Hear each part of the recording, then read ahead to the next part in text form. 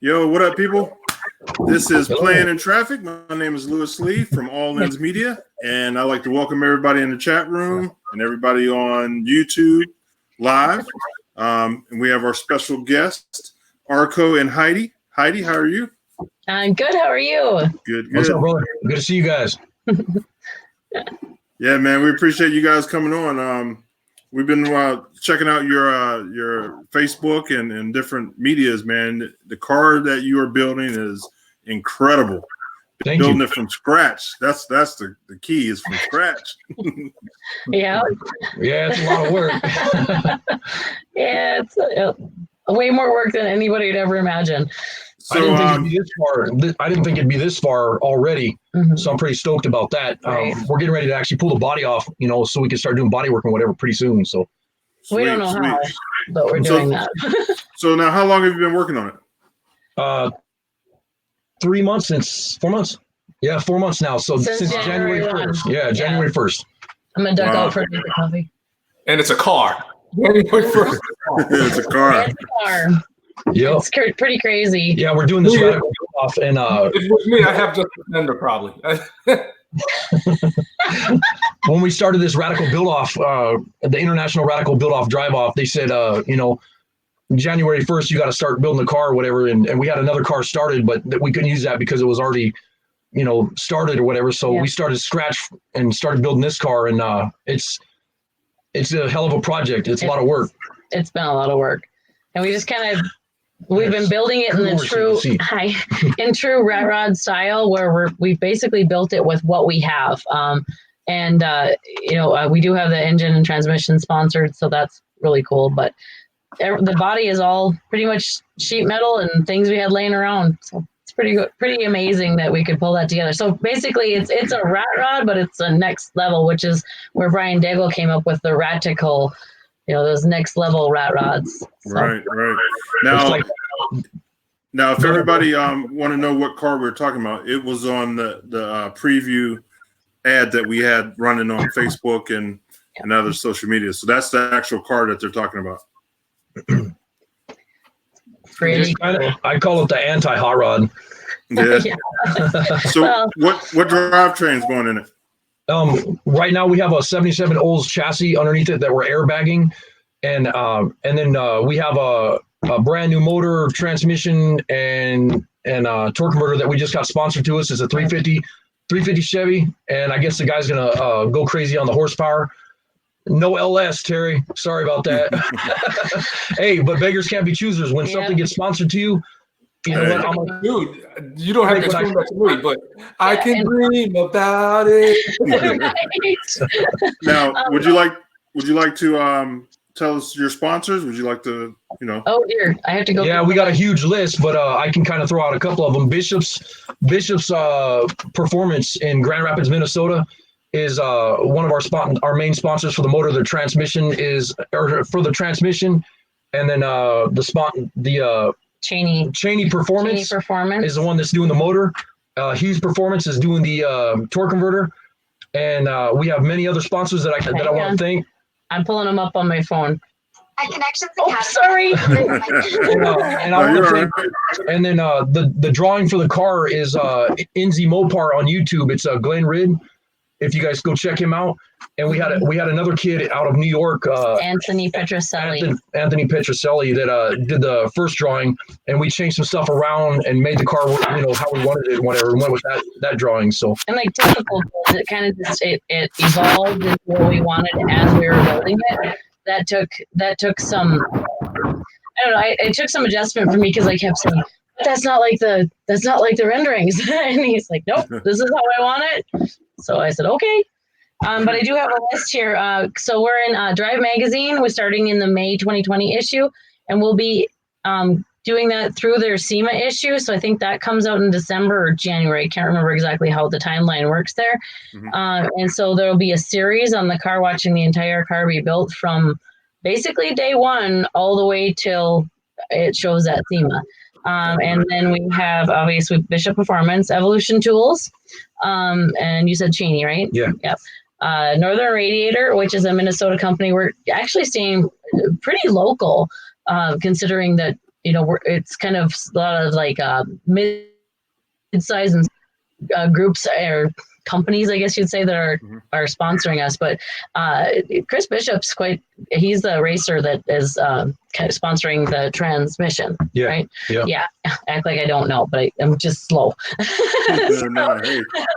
He's pretty well known, for what he does. Sponsored by Seafoam. And a whole bunch of Hughes Performance, a whole bunch of people. So and he actually drag races and stuff. He's got a YouTube channel and whatever. Bishop's Performance Motorsports. So check him out too. Anyways, and then we have Northern Radiator is they're in like central Minnesota, and then Field of Dreams Auto Salvage is our buddy Aaron, and he's got. If you've dreamt about a car at some point in your life, he's got it. Really? I guarantee. Oh yeah, it's pretty stinking amazing to be able to have access to that junkyard and pull. And then Chuck's Auto Salvage, he's the one who sponsored the doors that made our grill. If you haven't seen that video on YouTube, that one's a fun one, where you take the top of the two Chevy doors and make our grill shell. Pretty cool. Then Car Finish, our buddies car that own the Car Quest in Grand Rapids, they've sponsored us too. TNT Designs, who do all of our logos. And the ones behind us, whatever. TNT Design. And then they also do the fancy cup I'm drinking out of. Polar Installation, who is one of our buddies, and he's helped us in many, many, many ways. And we're actually doing the unibody that's in the videos behind our show car is his. So it's going to end up being a nice hot rod. She's talking about in YouTube on a lot of my YouTube channels. Yep, on our YouTube channel. It's on a rotisserie right now, and that's going to be a beautiful truck. And then Lucky Matt, there's Lucky Blocks. I got to keep scrolling. Glen Rid, Outlaw Upholstery, go figure.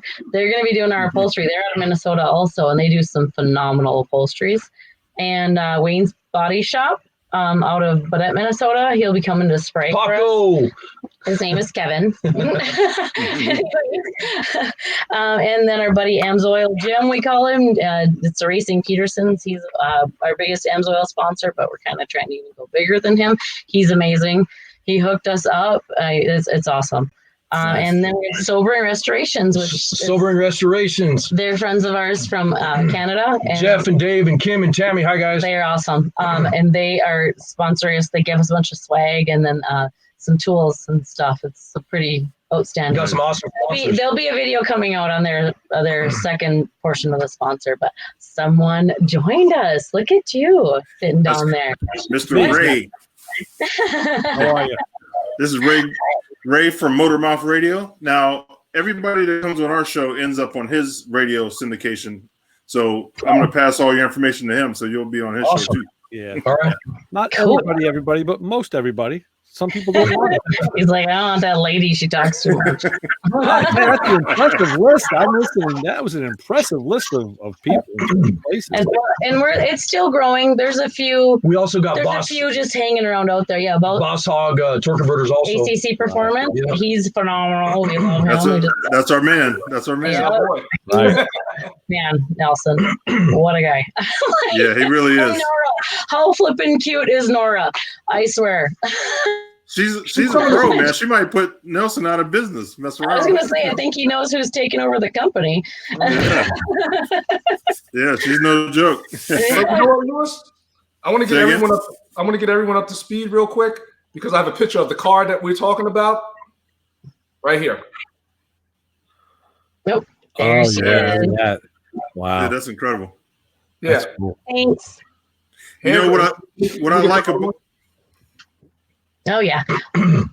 Yeah. What I like about it is it has those big fenders like the old gangster cars. Yeah. 30s. I love that look. Yeah, that's I wanted something that was kind of a Bugatti, but kind of a Delahaye, but I wanted it to be the anti-hot rod. So I want this to be a performance car, but with an old style body on it, and that's what we're doing. Yeah. Something that you knock it out the box, brother. You know. And because we have to go across the United States, so yeah, I'm gonna ask you. You're gonna drive that across the really? Yeah, because the radical build-off, we meet in Lincoln, Nebraska, at the Speedway parking lot, I believe. I don't know exactly where we meet, and then we leave and drive from Lincoln to Las Vegas with some really cool stops in the middle and some photo opportunities. And I guess they don't take it easy. You have to be able to get up and move with them, however fast they decide to go. And pretty much all the cars that we have are built in the past have got up and moved. So yeah, we're not pokey. My big truck is pokey. Tell us a little bit about you. Oh, what was that? Say it again. Tell us a little bit about your company, Outlaw. So Minnesota Outlaw Customs, we started it like 6 years ago now. 5 years. And I have some problems with my head. I'm not going to get into that. And like I said, I'm not going to get into that. But anyways, Heidi was saying one day that, we need somewhere where you can work and be left alone and do this more, be safe and more left alone, kind of like a hobby. Yeah. And so, we rented a shop and started doing some small jobs and whatever, and then metal fabrication jobs. And then we started doing, motor work and everything from oil changes to whatever. But we were also doing, metal fabrication and running a body shop out of that shop. Mm-hmm. And then we ended up getting another shop and then another shop. So we're at our third shop now. Yeah.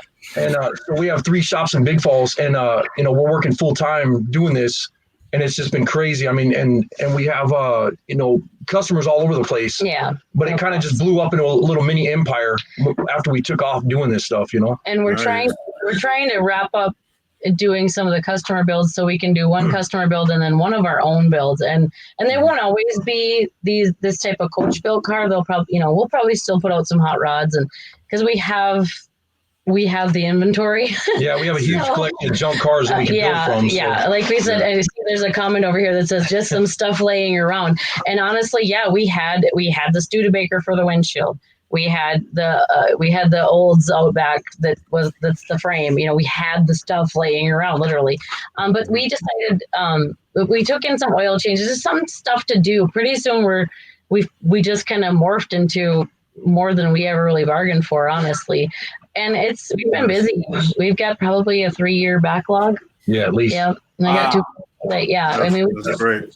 And we're slowly trying to get out of the, building the customers' cars and just keeping it like one customer car per year plus one of our own builds or 2 of our own builds, Yeah, so we can really give them the time. There'll be no rushing, and because that's kind of hard for people to understand that this is a process. Like I got a call today from a guy and he wants a car painted. He said, well, you and I both know that a paint job is never just a paint job. And he's like, yeah. Yeah. Especially on these new cars. And that's one of the things we got into is, people don't understand, they could say, hey, there's no Bondo in this car.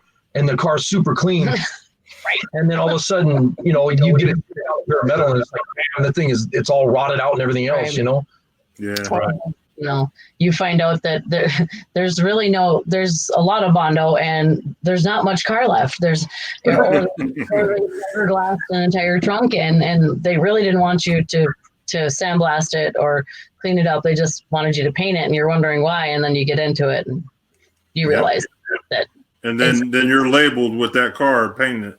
I know. Yeah. And people don't understand that. I have to send stuff out with my name on it. It's going to be good. It's not going to be funky, and it makes me, they don't understand the fact that I really hold that dear to our hearts. We watch really careful, and everything that goes out, I expect, okay, that's going to have my name on it. And we've compromised with some people because they didn't want to pay a lot for primers, and they didn't want to, and they're the ones that suffered, And it cracks me up because people in the shop think I'm the mean one, but when it comes down to it, she'll tell them, take your pile of crap and get it out of here. Right.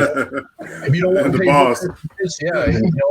But somebody's got to do it.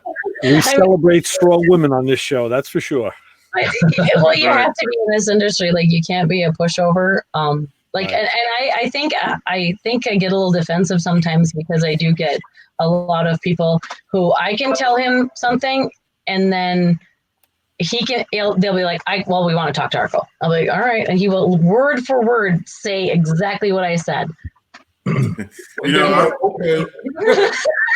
Like, oh. Yeah. That kind of stuff really rubs me funny. And when stuff like that happens to me, I won't do nothing for that person. Yeah, Like, hey, we're the same way. Yeah, we've walked people, like, see ya. No, they get pissed off because I'll tell them you need to talk to Heidi, and they're like, "Well, I want to talk to you." I'm like, "Well, then you need to go away." Too bad, so sad. Yeah.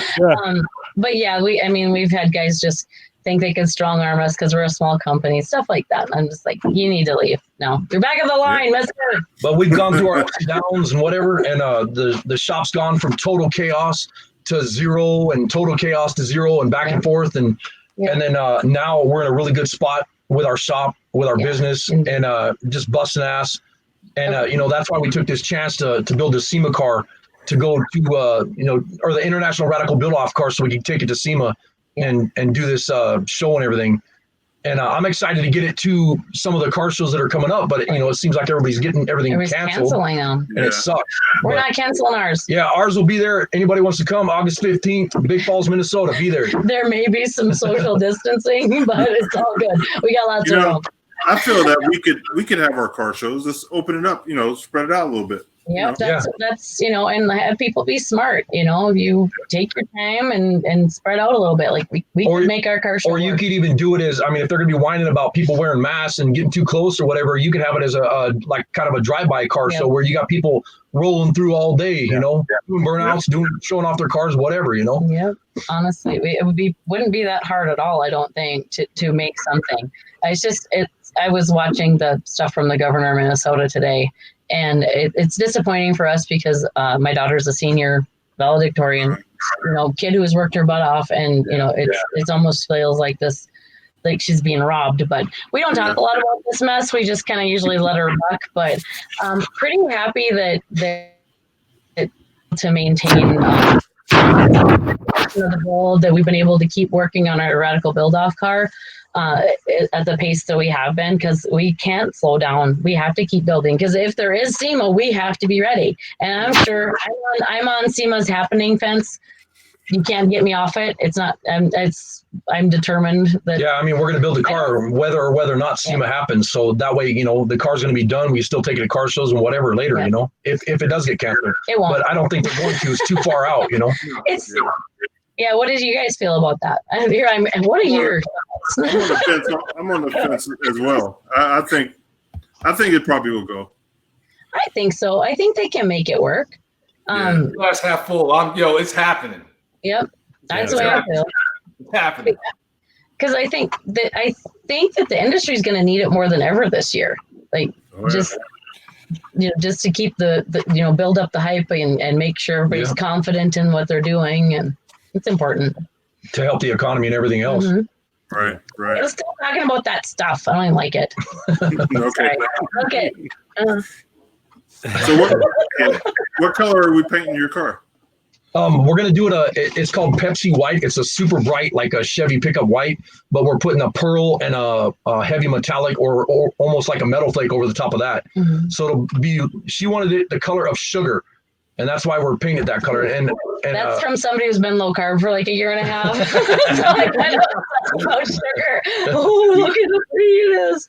But the reason we wanted to do the white like that is when we went to SEMA, we walked around and looked at every single color around SEMA, and I never. There's not a lot of white. There's like 3 or 4 white cars in the whole place. Yes, maybe we're wrong because we did miss something. Yeah, but the white cars that were there, they stood out like crazy. Mm-hmm. Yeah, it's kind of an elegant color with the pearl and the metallic and everything. So I think it'll look good on that car, on the body, and the fenders are big. Off the lines. That's one of the things that I kept saying is if we get all that pearl and it gives that like prismatic effect, or is that the word right? Yeah. Yeah. That iridescence on those big ass fenders. Yep. Yeah. Hey Ray, check it out. They got my 56 Bel Air. Oh yeah, cool. They got one for me. All right. A whole bunch of them. Yeah. I'm coming to get it. It's a hard time. Hey, Ray, what kind of parts you got next to you right now? We watch almost every week. I actually got my sound offs for my drum heads. The Evans. Are they Evans? Those are Evans, yeah. Yeah. Everybody musical? Yeah.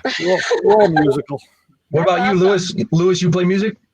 No. He's artistic, though. I'm an artist. It's an artistic very one. cool. Yeah. Express it in different ways. I can cook. all you guys are going to be at SEMA, right? Everybody? Oh, yeah. Well, Cool. Ray, we've been I trying to haven't talk been to there Ray for the last 5 years of going, Yeah. but he don't want to hang out with us. Yeah. We're gonna have to do the 18. We're gonna have to do the 18 for Ray. Yeah. You know, honestly, I was kind of not. I don't know. I don't like a lot of crowds. Peopling just kills me.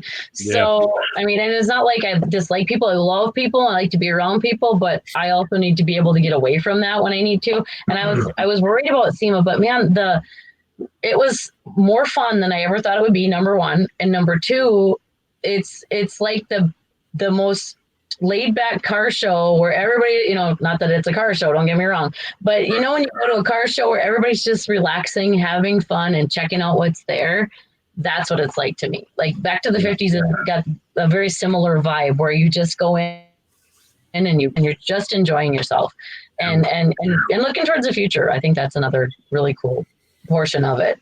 Yeah. It is beautiful. So I got to ask Lewis and Ray, how'd you guys ever get into the whole podcast thing? Well, I started playing in traffic 5 years ago with Lou Santiago. He was my co-host, and I just saw him online earlier. I was looking up your deal and I found him on there. So yeah. So I was doing his promotions. So part of the reason to do playing in traffic was to connect companies and different businesses and entertainers, connect them with people that probably would never be able to talk to them. You know what I mean? Yeah. So a lot of Skype friends. So I have them come on, and you know, people can talk to them and, you know, ask questions, and you know, we'll pop them on screen. So that's how it all kind of started. And then Ray popped in, and he's the electronic guru. No, I talked to Lou and he asked me, "You know electricity, right?" Because I understand like relays and stuff, you know. Hey. I said, "Yeah, I do." And he said, "Good, you got to come on this show and cover this because I don't know that stuff, and I want you." So yeah, open the door in influenza. Yeah, been here ever since. Can't get rid of it. So in the last 5 years, we've really built a community where we're friends with like everybody. Like they come on and we see them at different shows and get off parts, and you know, like Nelson, he's one of our guys. I mean, he's on there. And it just turned into a nice community. It's like a big garage where everybody comes to hang out. That's so cool. I mean? Yeah, so, awesome. So now you're part of the family. So anytime you want to come on, just, you know, holler. I'm used to big families, so that's awesome. She's not lying. So that is really cool. The little town that we live in is Big Falls. It's like 200 people in this town, and she's related to everybody. I can't do anything without somebody saying, "Oh, I saw you over there doing this earlier today," or something. Nobody cares what you do. You hear what I do. But yeah, it's a great little town, and it's really fun to have our car show here because people come back for it now. There's always been a joke around our town that Big Falls kids don't come home for Christmas; they come home for 4th of July. Well, now we have them coming home, and our car shows only happen. Will be our 3rd year, but people are starting to even come home for that now. So that's pretty exciting for me that we're able to bring that to our little town. But you know, I think cars are kind of a great unifier because you can take this crotchety old dude with a hot rod and a kid with a tuner car, and they have something to talk about. Yeah. You know? And I think a little bit. Well, that's true. We actually had a tuner car at our show, and I think he talked to the Rat Rod guys, and he fell. Yeah, he actually he kind of went and bought a blower motor car after the burnout contest. Yeah. Well, it wasn't a contest. Right. Yeah, we had a burnout contest, and it was just people doing burnout. He ended up leaving, and then went and bought a '69 Camaro with a blower motor in it. And I was talking to him the other day, and he's like, "I'm going to bring this to your car show this year." I'm like, "Oh man, nice." Yeah, but Transformer. Yeah, exactly. Yeah. You know, we talk about that here. That you know, cars bring together all races, nationality. I mean, it's everything. Yeah. You know, old, young. I mean, if it smells like gas, it's on. Hell yeah. That's the truth, right? Yeah, that's how it should be. You know, I mean, I think it's awesome. I can go anywhere, you know, in my car and stop somewhere, and you could have anybody walk up and just start talking to you. and any other time, everybody just kind of avoids me. So, yeah. Well, listen, it's funny you said that. Yes, I think it was yesterday. I'm so used to when I go to car shows that you can really walk up to anybody and talk to them, no matter what they who they are. And yesterday I was walking into Home Depot, and a guy was standing right. He's kind of in my path outside. So I got my mask on. I was like, hi, how are you today? And he just looked at me and didn't say anything.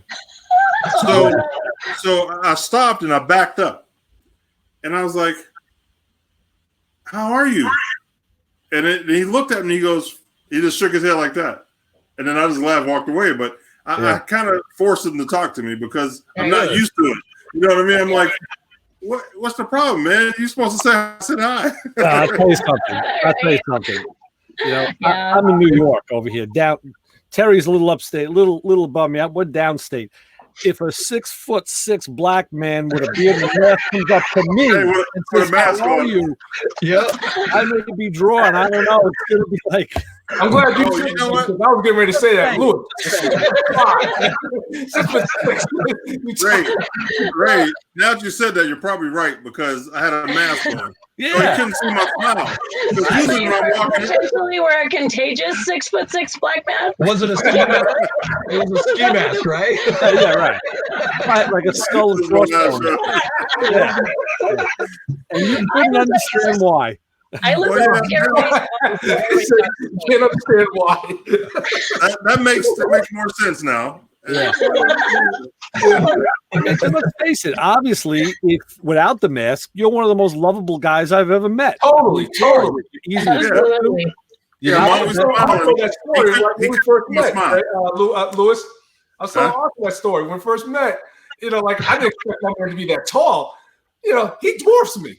I'm 6'3". All you gotta do is eat your Wheaties. Yeah. What you tell Mike Cotton? Gotta eat your veggies. That is not when I eat Wheaties, just saying. So, but yeah, people talk to me all the time without really thinking because they look like their mom or their aunt or whatever. He walks in and people get quiet and they sit back, and it's either he just looks grumpy. It kind of looks like everybody I know, which is very comforting to me. I don't know. I have no problem with it at all. Well, I'm just like a jock mom. I have, my kids play sports. I wear the sports stuff, and and so it's like I'm used to walking in places and people look past me and they don't talk to me, and I'm like, what? And you look crabby. I'm the opposite. I get, you know who you look like, man? I'm like Black Elvis. No, you look at my Elvis. Yeah, we know who you look like. Black Elvis. I love it. Who's Black Elvis? I'm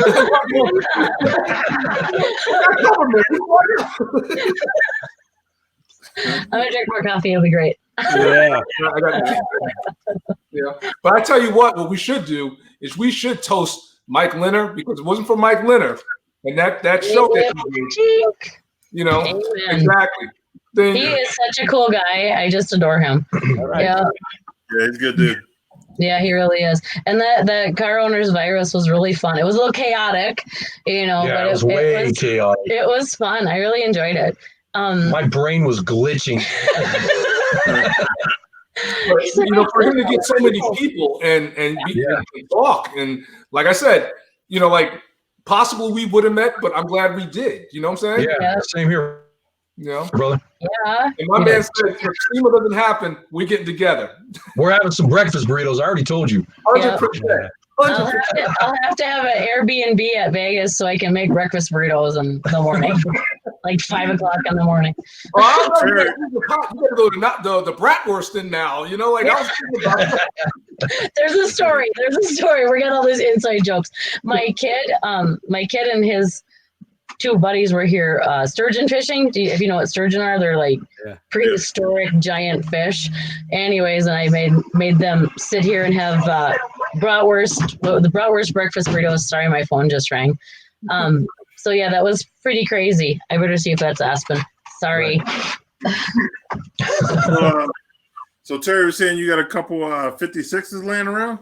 Yeah, we got a bunch of them. We have a shop partner, which is actually Aaron, Field of Dreams Auto Salvage. We mentioned him as one of our sponsors, and he's got hundreds of cars, and we have a bunch of cars out there too. But any time, I mean, you can go out there and pluck a 56 out of there. I mean, like, I think the other night I counted like 21, 55, 56, 57 Chevy sitting out there, you know, just real nice cars. Man. Got all kinds of goodies.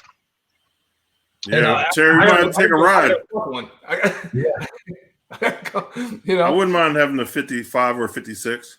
Oh, there's a bunch of them out there. We got all kinds of cars. So, you know what he has out there, Ray? He has a 58 Yeoman. Oh yeah, a wagon. Yeah, it's a two-door wagon. I saw it up at the Syracuse Nationals a few years ago.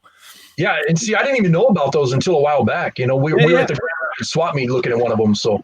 Yeah, that's one of those oddballs, you know. But it was a low line, budget line car. You know, tradesmen would buy it or whatever, like a sedan delivery type of thing. Yeah, but those are cool if you can find one. You know, that's cool. You can tweak those out. 19s on there. Yeah, oh yeah, they look good dropped.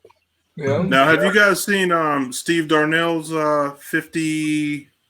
I think his is a 55. Yeah, it's a 55. I think. Man, it's a beast. Why was I thinking he had a 57?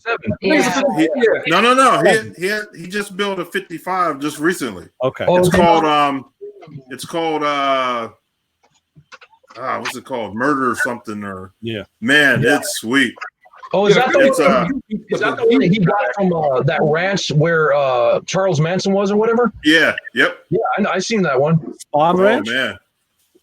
Yeah, the Spawn Ranch. There you go. That's where they did the movies. Yeah. Yeah. Is that It the was a Halloween barn. one? Yeah, it was a Halloween one. The Halloween episode. Sorry, my family has no respect. I just have a lot of kids, I guess. So They make the world go around, right? we do. Yeah, we have a son with autism. He's 16, and he just came in, and I couldn't exactly hear what he was saying, but it involved water, so I grabbed him a bottle of water, and he's happy. At some point, you're going to see like a Nerf pellet hit me in the head as my son on the stairs. Yeah, kids are awesome. And the phone ringing, that was my other daughter, my 11-year-old. And then my oldest daughter is studying. And then, I don't know, my other oldest boy's fishing somewhere, I'm sure. So, so you guys were talking about Steve Darnell's car. Yeah, that is a beast. Yeah. And he has a Cadillac V motor and tram. The drivetrain is a Cadillac V. Yeah. Yes. Supercharged LS. Okay. Oh yeah, it's a beast, dude. Let me tell you. He did a video. He's got a video series that he's doing on YouTube, and a Corvette pulled up next to him and he bit him a hole. Sweet. That's awesome. He's a really nice guy. I like Steve Darnell. You should have came to the party, bro. That little roadster I have the same way, man. Yeah, it's pretty crazy, that little thing. We have a roadster that we drive around all over the place, and it's fast as hell. It's got a 68 Corvette motor in it and stuff with a 5-speed, whatever. And we dug it out of the river right here in Big Falls and put it together.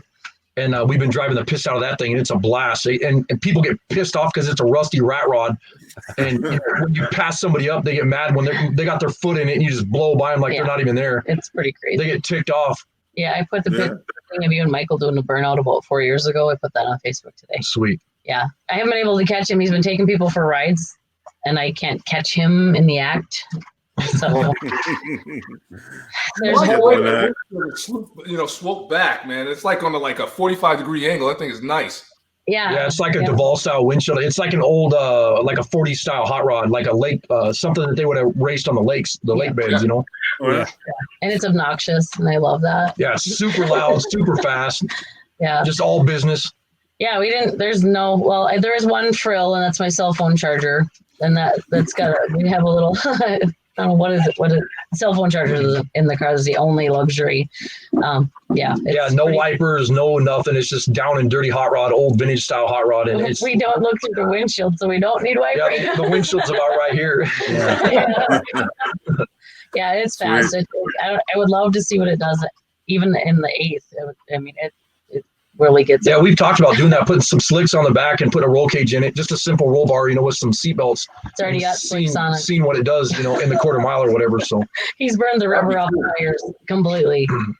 Yeah. But yeah, it's quite a car. And we get a lot of attention with it because, well, number one, it's obnoxious. Number two, it's got a good story.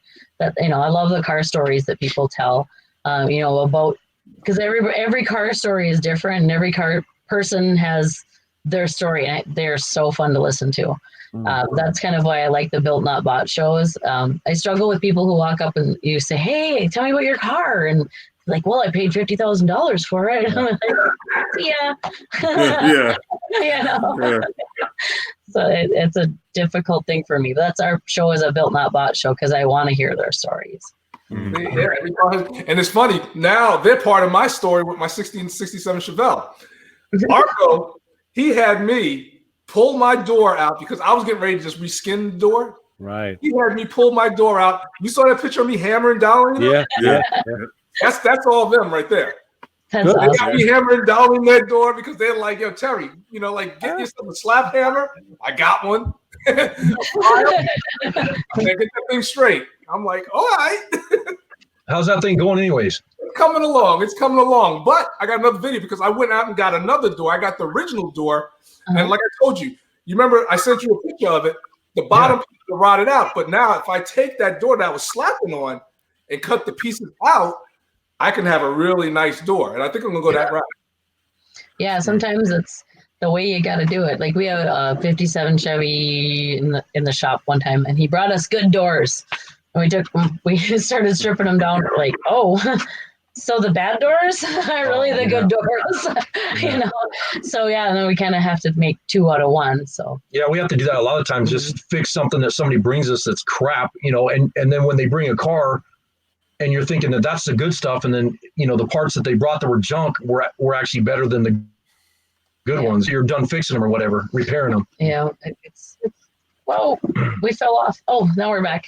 We fell off for a second. Sorry. Because I was looking at the door skin for the 67 Chevelle that I got, and I was like looking at it, I was like, you could just tell it's just cheap metal. I mean, don't get me wrong, even though it's AMD, it's better than most, but compared to GM metal, I'm like, I can't put this on my car. Too. That was AMD, Terry? Huh? That was AMD that you had? I have AMD, yeah, but hey, man, I just got a fender for my car. It was from Goodmark, and it is impressive. Really? Nice thin blade. Very, yeah. No, me neither. We use Browns, but that's for mostly pickups because this is the land of Chevy trucks. Yeah, so it's rockers and cab corners and what was it? So what was the name that you said, Ray? Goodmark. And where did we get those Super B panels from? Oh, I don't know. We had some Super B panels show up that were a joke in the first place. But when they showed up the first time, the guy says, well, he put the forks through the side of the panels. Do you want them? Yeah. Do you want them? And I'm like, no. So there's another 6 weeks of they go back, they get credited, we finally get the parts, and they were okay this time, about as good as you're going to get, but it was still almost impossible to put them on. Yeah, and we found that with a lot of Mopar stuff, But that's one of the things with aftermarket stuff, and you guys all feel my pain, I'm sure. The aftermarket parts suck. Yeah. And I mean, don't line up. And if something's repairable, I'm going to repair it. Yeah. When we get old car parts in here and whatever, it's like, I don't care how bad it is. I'd rather work on the old crappy stuff and fix it than to use the aftermarket because it never fits or lines up, or by the time you're done trimming and cutting and bending and adding, you might as well just fix the original stuff. You're gonna build it. I'm doing a resto on my own car, and I told a lot of guys, I said, listen, there's as many original parts in this car as I could salvage because I'd rather have an original part that was not 100% than something that looks 100% but it's crap and it's gonna last. And I'm fine with that. And a lot of guys don't get it. They look at you like, you're crazy, man. You did all this. Why didn't you just buy new stuff? Like, no. You want your never works. It never fits. Yeah, and you want your car. I went so far a couple summers ago. I was detailing, doing the dash, and I said, "Oh, this headlight switch, it's a 1965." So I said, "This thing has to come apart, and I got to dress the contacts and re-lube it." And I bent the tabs back on the switch, and I went to pull the top off, and then it went sproing. It's like there's like 6 or 8 springs in there that are I'm like, oh, shit, now what? So luckily, my partner works at Standard Motors. He was able to get me the assembly drawing for the GM light switch. So I was able to see how it goes back together. Right. And then I found out that I needed like 3.5 hands to do it. So, it just becomes an exercise in spending some time out in the garage with your favorite music and beverage. Yeah. And one other person with their hand to hold the one right? finger. Yeah, I didn't even have that. I could have used that. We actually had I have a vehicle in the shop right now, and the girl, it's a Jeep, and she learned how to drive in it. And one of the things that we did, and I shouldn't probably talk about it, but we left a piece of the car a little bit banged up because she ran this thing into trees and she bent up every panel that wasn't rusted. She had bent up. So when it came down to it, we wanted to make sure it was still like her Jeep. Yeah. So we saved as much of the metal as we could, and it turned out nice. We built it as good as we could in one area so that when she looks at it, she can say, "There's my Jeep." So there's that story. Once it comes back to the story, you want to maintain that, especially if it's been around forever. Yeah. Yeah. Hey, do you guys have any 77 Cadillac coupes out there in your yard? Nope. I have two 68 or no 67 Eldorados, two of them. Oh, nice. Yeah. Nice car. Big old front wheel drive tunable. For sale. Yeah. Listen, I had one of those in high school, man, and I could spin the tires for 3 miles. No kidding. That's awesome. Man, it was a beast. I had a Mercury Zephyr. Wow. It went 84 miles an hour. It did not feed my need for speed, I can tell you that. Hey, people are looking for those right now. Yeah. I know where there is one. My sister has it. It's in the Zephyr, that looked like the Fairmont, right? It was identical to a Fairmont. In fact, when I came out and they surprised me with it for my 16th birthday, I went, "Oh my God, you got me a Fairmont." But I should have been specific. I was angling for a Volkswagen Carmen Ghia that was red with 2 doors, and my dad drove by it like 6 times a day in his truck. He bought me a 2-door Mercury Zephyr. In 10 years from now, we're all going to be like, man, I wish I had a Mercury Zephyr. I had that 81 Mercury Zephyr. Or a Pinto, or a Gremlin, or a Pacer X, With the 80s seat. It all comes around. Yeah. I mean, I coming around already, like the Pacers and the Gremlins. Well, not the Gremlins. I like that Thunderbird Super. But I saw a Pacer. This is maybe 10 years ago. I saw a Pacer on nice wheels with a cherry cola paint job, tinted windows, come flying past me, right? And I'm sitting there looking at this car, and I'm like, I drive a Pacer. And I'm saying to myself, it does look kind of nice. Yeah. Hey, don't you say the thing you're going to say. I'm going to. Have you ever checked out the Pacer X's? The doors on the driver's side and the passenger side are different. That's right. Correct. I never knew that. Yes. The thing that they won't admit to. No, they're the driver's side or the passenger side. One door is 3.5 inches taller than the other door. It was a mistake from the factory. Yeah, it's pretty. It was a screw up. Yeah, that's true. So what? I mean, go ahead to find that cherry cola Pacer. Check it out. Yeah, it's pretty. I don't know. I don't know that much stuff about it. I can win Trivial Pursuit, but I'm learning about cars. 20 seconds. So the door is about 3 inches short on one side. That means the rocker is 3 inches taller. No, it goes up into the. You know how it goes up into the roof? Yeah, one goes into the roof. One side's longer. Yeah.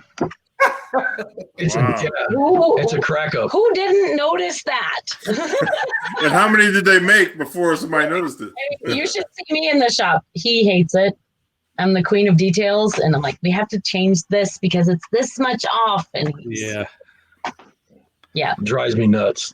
Well, so did they ever fix that, or was it No, they just kept pumping banging them out. out. Yeah, really? The production run was Drunk executive was back there like, whatever. Just let it go.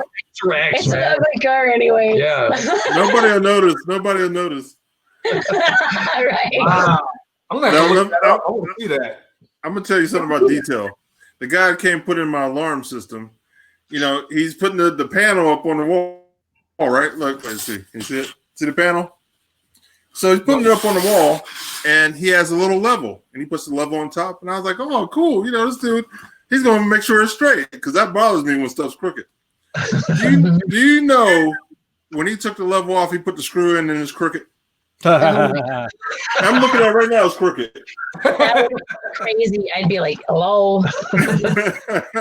And my wife was sitting there laughing because she knew I was going to see it, because she's seen it. She's like, oh, it's crooked. And I was looking at it, I'm like, man, that thing's crooked. Oh, no. Yeah, I would make them fix it because I'm awful. I'm a horrible human being. I like things a certain way. It's weird. Details. Yeah. My wife's sister, she was married to a guy, and they worked at GM, had a lot of money. You know, they built a brand new house. So they invite us over, right? So we go over, and I'm looking at the front door. And I'm looking at him like, I was like, hey, your door's crooked. And he's like, what? Oh my God. And he looks at it, he goes, oh my God, it is crooked. And it was concrete. So they couldn't even fix it. It was, you know, brick.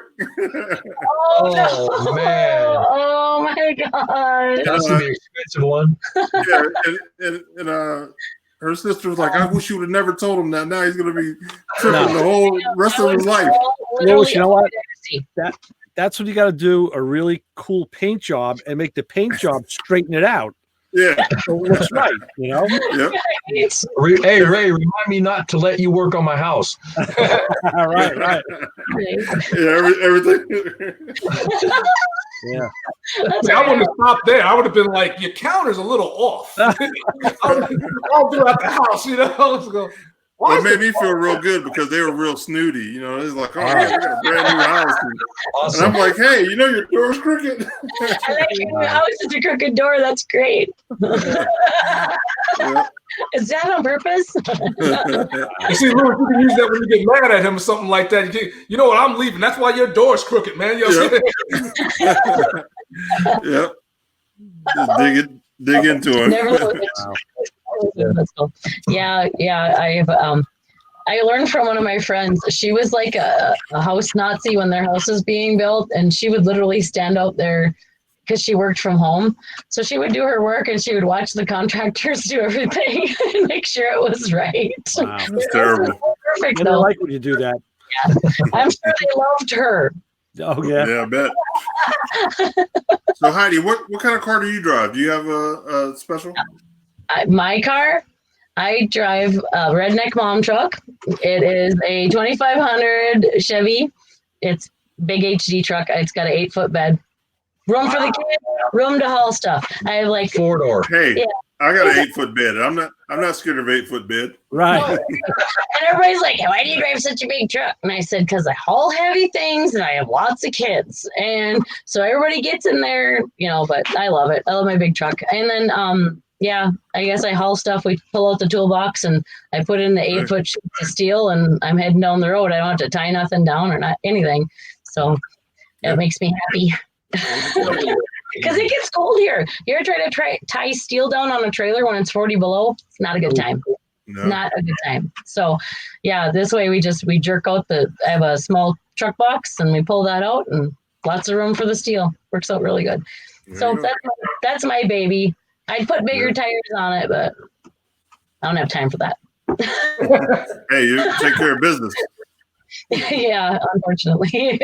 So, yeah, we have a couple of nice cars. We have a 35 Chevy that we don't drive. Then we got the Roadster. And then the Roadster, yeah. And then I got my beat up shop truck. All it does is burnouts. Unfortunately. There's this uniform hole that's about 30 feet long coming from our shop to our house. which is right across the street.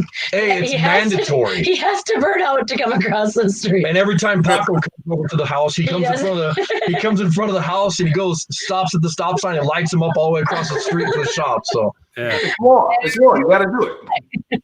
it's funny because you know where our shop is in town. You can drive around all day long and not find our shop. You just find all the burnout marks in front of the place. And then you look up and you're like, oh, there they are. I do Look for the burnouts. burnouts. Does not do burnouts. Large mom truck.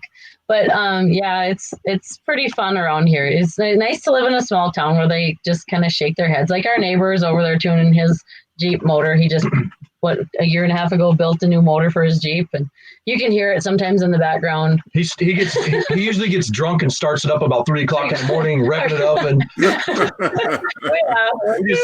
we're card people, so we're like, cool, Yeah. you know, that sounds good. You know, Our dogs don't even bark anymore.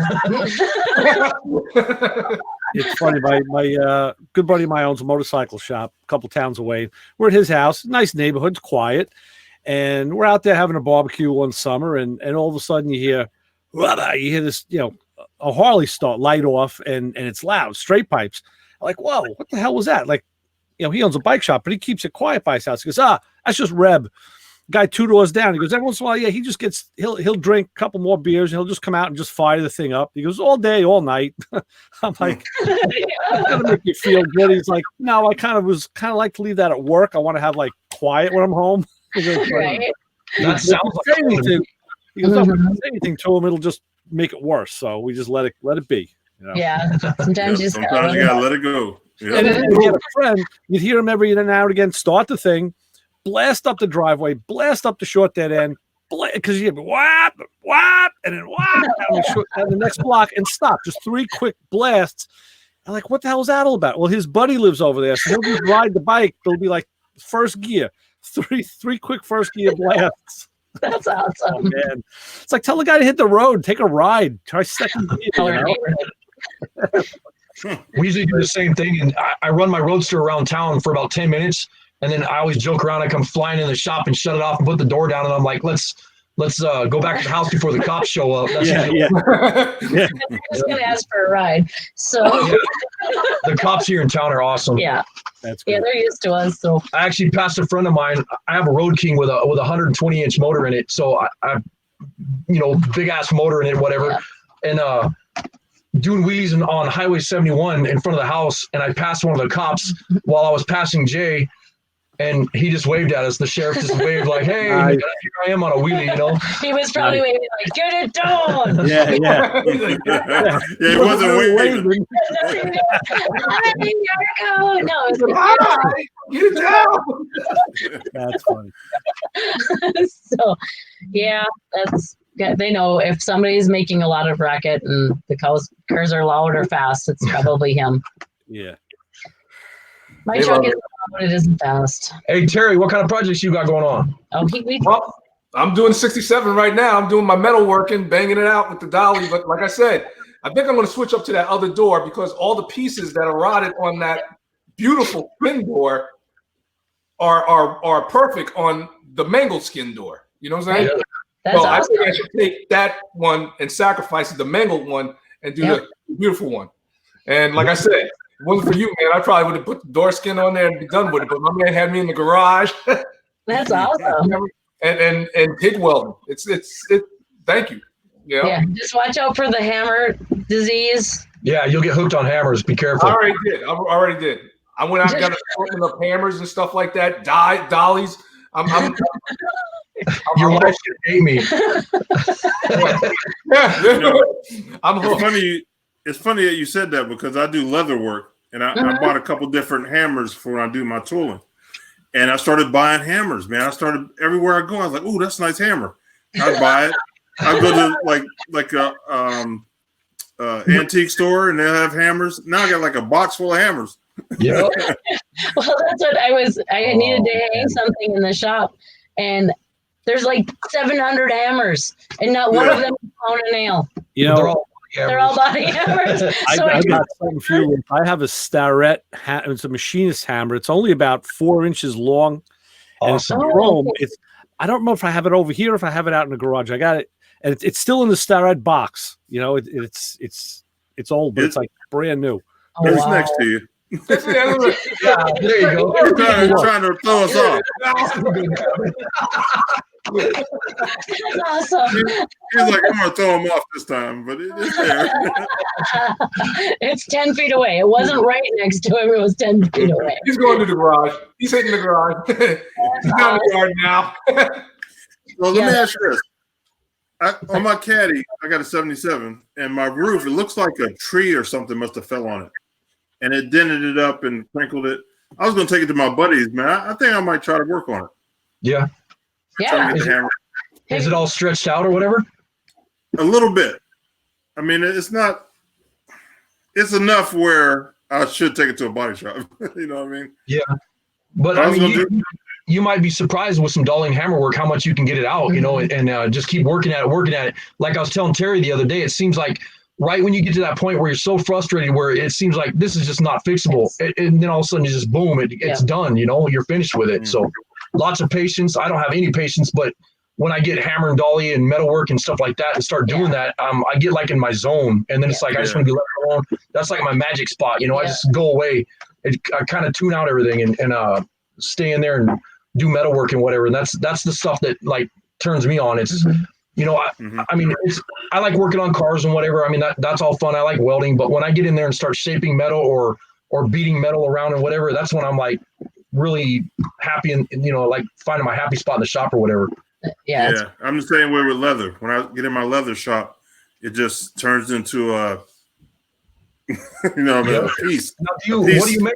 You make like knife sheaths or like belts, or what do you make? Yeah, I make it all: leather, belts, hats, holsters, purses. I make high-end purses. So Heidi, if you need a nice purse, I'm a little expensive, but I'll have you set. I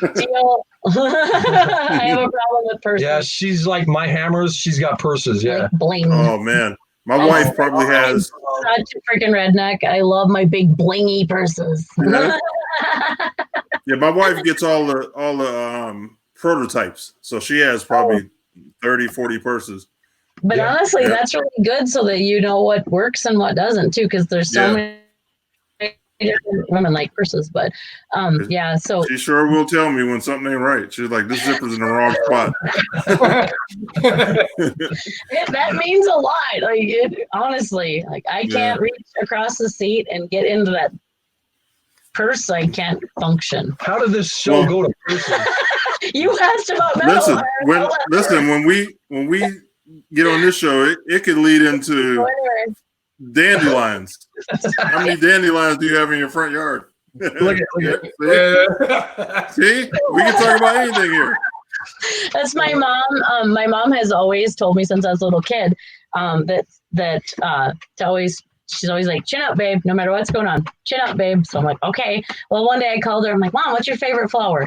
And she says, carnations. I said, I hate carnations. She's like, dandelion? I'm like, okay. There you go. I have chin up, babe, and a dandelion tattooed on me so that, you know, and no matter what I'm doing, I look down, which I drive a lot. So I put it right here. I can see it. Yep. Yep. Yeah, and that's my deal. So as a matter of fact, dandelions. Let me see that again, Lewis. That's pretty cool. Oh, neat. Yeah, that's nice. I make watch bands. I make everything, dude. Yeah. I'm gonna redo my interior. It'll be my first car interior, but it's gonna be all leather. You know, that's cool. That'll be awesome. Tool it. It's gonna be tooled. I'm also gonna do engraving. I'm gonna engrave all the metal. I'm doing a California style lowrider. Yeah. Oh, So very cool.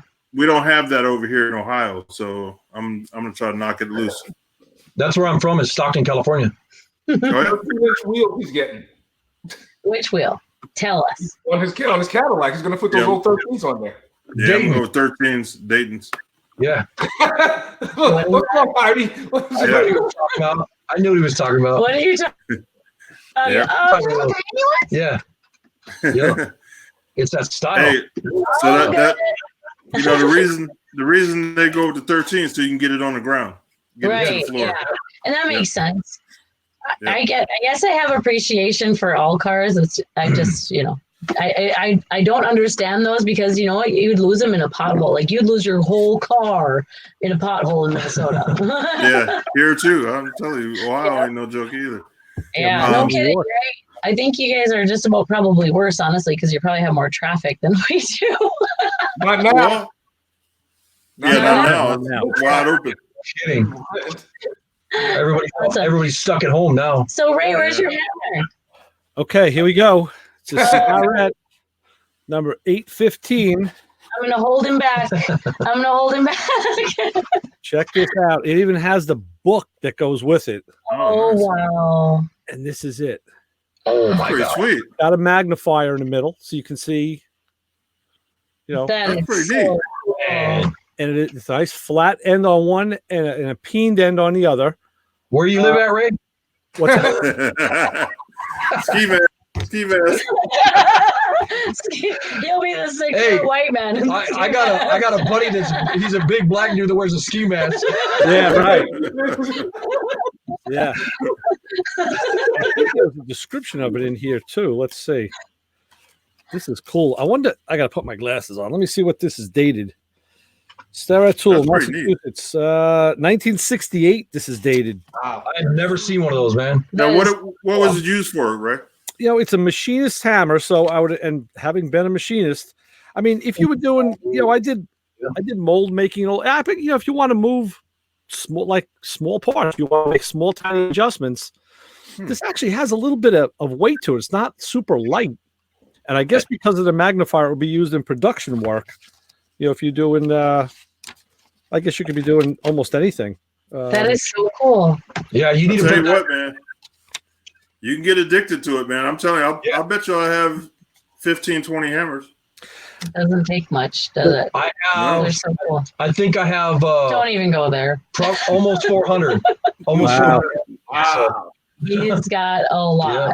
I mean, not all that we use right now. Most of them are like backup hammers and hammers he's going to restore when he wants something to do one evening. That's kind of a thing that I do, you know, kind of like a hobby or whatever. Is I restore hammers a lot, and it's just fun. It's I like kind of his downtime. Give them to friends and whatever. But I'd say 90% of the hammers that I have are all body hammers. You know, there's a guy I follow on Instagram. Try to remember that, but and what he does, he just restores old tools and like hammers and vices and axes and pliers, you know, just common run-of-the-mill stuff that isn't really collectible or super valuable, but he just likes to take it, and that's how he spends his time. And I could see myself doing that, you know, in retirement, because it's cool to bring some just old stuff back, you know, back to life. Well, and things were made different and better back then. Like nothing was. You didn't buy stuff to throw it away. You bought it for your whole life, pretty much. I tell you all the time, you know, being the product of a Depression era, World War II, we saved stuff. We had to learn, you know, I didn't know this about myself till like I was in my 30s or 40s. I kind of figured it out. It was like, well, that's why I do all this crazy stuff, because that's how I grew up. Like, we couldn't buy new stuff. You know, you had to, like, if my mom wiped some water on the countertop with a paper towel, she'd hang it on the dish dryer and dry out the towel and use it. And I do that. And my wife said to me, "What the hell are you doing?" I'm like, I don't know why I do that. And then I thought of it and said, now I know why. So I you know, the repair by replacement mantra to me is like, but they force you into it because now everything is plastic and you can't fix it, and it pisses me off. It makes it really difficult to buy. Well, because the quality stuff is almost unattainable, especially if you're trying to buy it for a shop, so you have enough for everything. It makes it difficult. My younger daughter asked me last year what my obsession is. Why do I buy Snap-on tools? And you know, and Matco tools. She knew Snap-on because we were talking about it. And I explained to her. I said, well, you know why when you buy and the younger one, she's really into her fashion, her bags, and she'll spend $500 on a belt. Right. Which is crazy. But hey, it's your money. Right? So I told her, I said, you know, when you spend the money on something that you know is quality and you don't mind doing that, I said, you do it for a reason. I said, it's the same reason that I do that, because I know I'm going to get a lot of years out of the product. It's going to last, and you get what you pay for. And then she got it. She goes, okay, I understand. I get it. So maybe we pass it down a little bit, you know, maybe she's, the next generation will get it a little bit. I hope. Yeah. How old are you, Ray? I want to tell you. 61. You posted a picture of those AFX cars. Yeah. You have a big money car there. You know that, right? Which one was that? The brown Nomad. Oh yeah, I know. Yeah. That is a big money car. The Bel Airs with the flame, that's another one. Yeah. But out of all the ones that you posted, that brown Nomad, I mean, I remember I used to be into that. That was like $1,000 car. Terry, I have everything from vibrators to Thunderjets to Auroras to AFX to G Plus, right up to the modern. I got them all. And I'll show you what else I got. Man, I wonder how big Ray's basement is. It's gotta be huge. Man, we gotta take a trip. Just to go. That's gonna be the YouTube tag. Ray's. When Arco comes down, stop off and get Lewis Lee. Come on, I got plenty of room. We're gonna hang out at Ray's basement. We gotta see what's going on down there. I'll bring the bratwurst and the breakfast burritos. Please. I got it. We can hook it up. I don't know. I got another one too, but you get books like these, the collector book. It's the collector's guide to Aurora cars. Yeah. So when this was published, I mean, this was pre-internet days. This is how you look up the value of those cars. You could, because there's casting numbers on them, and it's like any other addiction or any other sickness. Then guys have to have like each car in every color. Like, I'm not that bad. I kind of get what I get, but when you get the collector's guides, you could really start figuring that stuff out. No, I had some weird. I had the blue Cuda. You remember the Cuda with the arrow going up the hood? Yeah, I had the blue one. I have a blue Camaro, like a '67. I think it's got I just saw it when I was in the box the other day, taking the other cars out, because it's kind of a rare one. It's the T-Jet. It's a T-Jet. So, and just the T-Jets alone are getting harder to find because they're just so old. They're just older. Do you have a slot car track? I do. I'm looking at it right now. It's right over there on top of the shelf. It's not assembled right now. It's in the box. It's a newer one. Yeah, and I do have boxes of the old one with the metal pins and all of that. Yeah. Sell that stuff. I should. Oh, people think I'm kidding. In the middle, you have the two metal ones that go to right. Yeah. Oh man. People think I'm kidding when I say Ray has everything right in the reach in his basement. Oh man, so I got a slot car track right there. See, it's right over there. Hey Ray, Terry said we're gonna put together a YouTube show about your basement. I heard him. My basement's a shithole, man. It really ain't that nice. It's just it's a lot of collections of junk. Clay That's Coon, what makes it nice. Yeah, I guess. Clay Coon wants to come up and do a video reveal of the 71 Chevelle, and damn, this guy will film anything. It's just a Chevelle. Nice, but that's what I want to. We have a big upstairs, like a mezzanine in our shop, and that's what I want to do eventually is put a big slot car track up there, because here in Minnesota you have real long winters and sometimes you get really bored and you just want to get out of the house, but you don't want to go over to the shop and actually work. You just want to do something, That's because I don't drag you to all the basketball games. So one of these days, that's what I'm gonna do is put like a big slot car track upstairs so we could have my buddies over so we could all bet some money and race the track.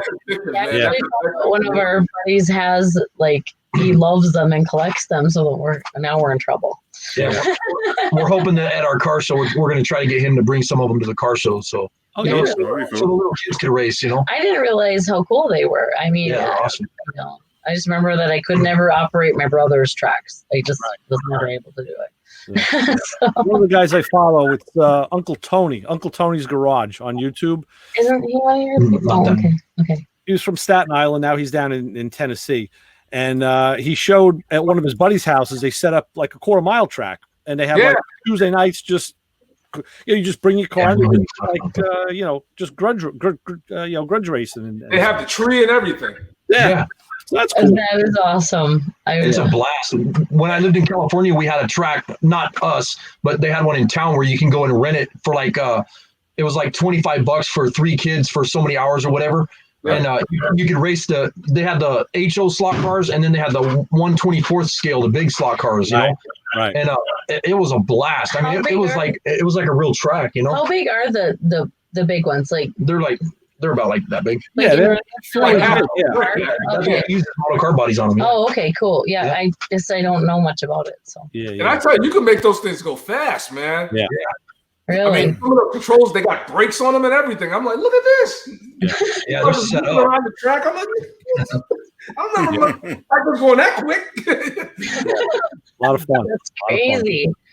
That is so neat. Yeah. Oh my God. See, Arco, you were scared. Arco was like, yo, Terry, what are we going to talk about? I was like, Well, just be yourself. on this show, Don't worry about it. It's going to go. I don't think there's ever been a guest who really flopped with us. I mean, I don't, because I do a radio show, so I interview people all the time, and if there's some shred of commonality, we're gonna find it. Yeah. Oh yeah. Usually coming in the door with it, so it's kind of not hard to do. But I don't think there's been anybody who really didn't talk or wasn't interesting in all the years I've been here. Yeah, and see, that's what I said. It's like hanging out in somebody's garage. Everybody's hanging out, and Yeah. That is true. That's like, up here, we just, the other night, we started up a campfire, and pretty soon, there's probably, 4 or 5 extra people. we didn't go over to 10, but because there was us 5 and 3 more. So 3 more. So usually the neighbor kids will be coming by. They'll stop and sit by the campfire and hang out with the kids. And then, people will see us out front. So they stop. Pretty soon you got a whole front yard full of people sitting out there, I haven't yet. I bring a car over. Yeah, it's I don't know how to play it, but I still bring it on over. Yeah, so you guys got the cool house in town. I mean, that's the place. That's the place to be. We're not that cool. Who is the cool house? We're the troublemakers on the south side of our town. Yeah, outsiders. Yeah. I'm trying to make a gang sign, but you did it backwards. You need Lewis's mask. Yeah. Yeah. But it's cute because I have all the kids. We're like, yeah, we're all Southsiders. I was watching the show. I was watching the show just last week. Oh, I know it is on YouTube. I watch YouTube on my TV now, so I watch it like it's TV. And and I'm watching. I don't know why. I'm not from California. I've only been out there once, but I have this weird intrinsic feel like I was there or I should have been there. Mm-hmm. And I'm watching all these videos like of LA in the 60s and the 70s. And, I just dig it. I just love the culture. And at the end of one of them, a guy did like made like an LA. I'm like, I never saw that before. That was so cool. And that's an easy one, It's an LA. Well, it would be like that, I guess. Yeah. Like, what is the deal? Do they read? Does other people read it or do we read it? Other people. You got to learn how to do it backwards. Living in California, it was horrible. Growing up there, it was a horrible place to live. Where I lived at in Stockton, California, it was voted the worst city in the United States for like 8 years in a row. Yeah, and it was bad. High crime, high poverty, low job rates. It was just. It was. I actually got to make it. I made it through the LA riots and all that. I remember, really? It was bad. Ended up, and like I've never lived through anything remotely scary. A couple thunderstorms. Yeah, I watched the show a couple months ago. One of the channels did a show all about the LA riots, but it was stuff that was never published before, and it was like a 2 or 3 hour special. And I'm saying, damn, man, that really did get scary. I mean, that was bad. Yeah. And I didn't realize until I was with Arco that it was more than just LA, that it had it was all over the state pretty much. It was touching Hollywood, man. That's scary. You know what the funny thing is? That's when they started taking notice. When it was getting close to Hollywood, that's when they said, "Oh, we got to do something about it." We gotta stop it. Sad. Yeah.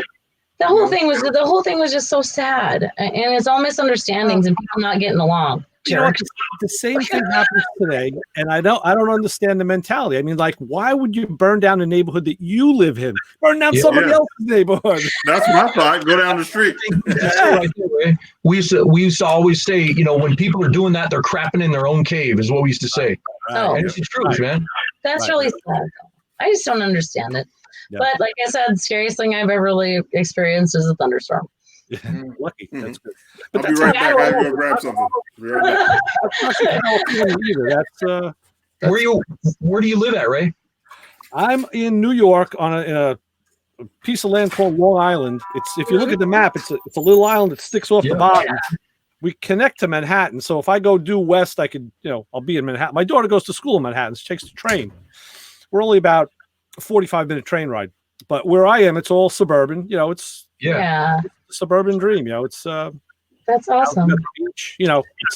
It's as close to California as you get because I'm on what's on the South Shore, so it's all beach. It's the Atlantic Ocean. Wow, that's got to be nice. I mean, not like you probably live like it's suburban, so there's still a lot of people around out wide open. But that's got to be really. It's got to be nice to have nature and. Yeah, we're not in the country. I'd like to see New York one of these days, though. Yeah. I've always heard a lot of stories about it and how pretty, how nice it is and whatever. Yeah, it's my thing. I always wanted to go in the fall. I always tell people too. I said, okay, what you want to see New York?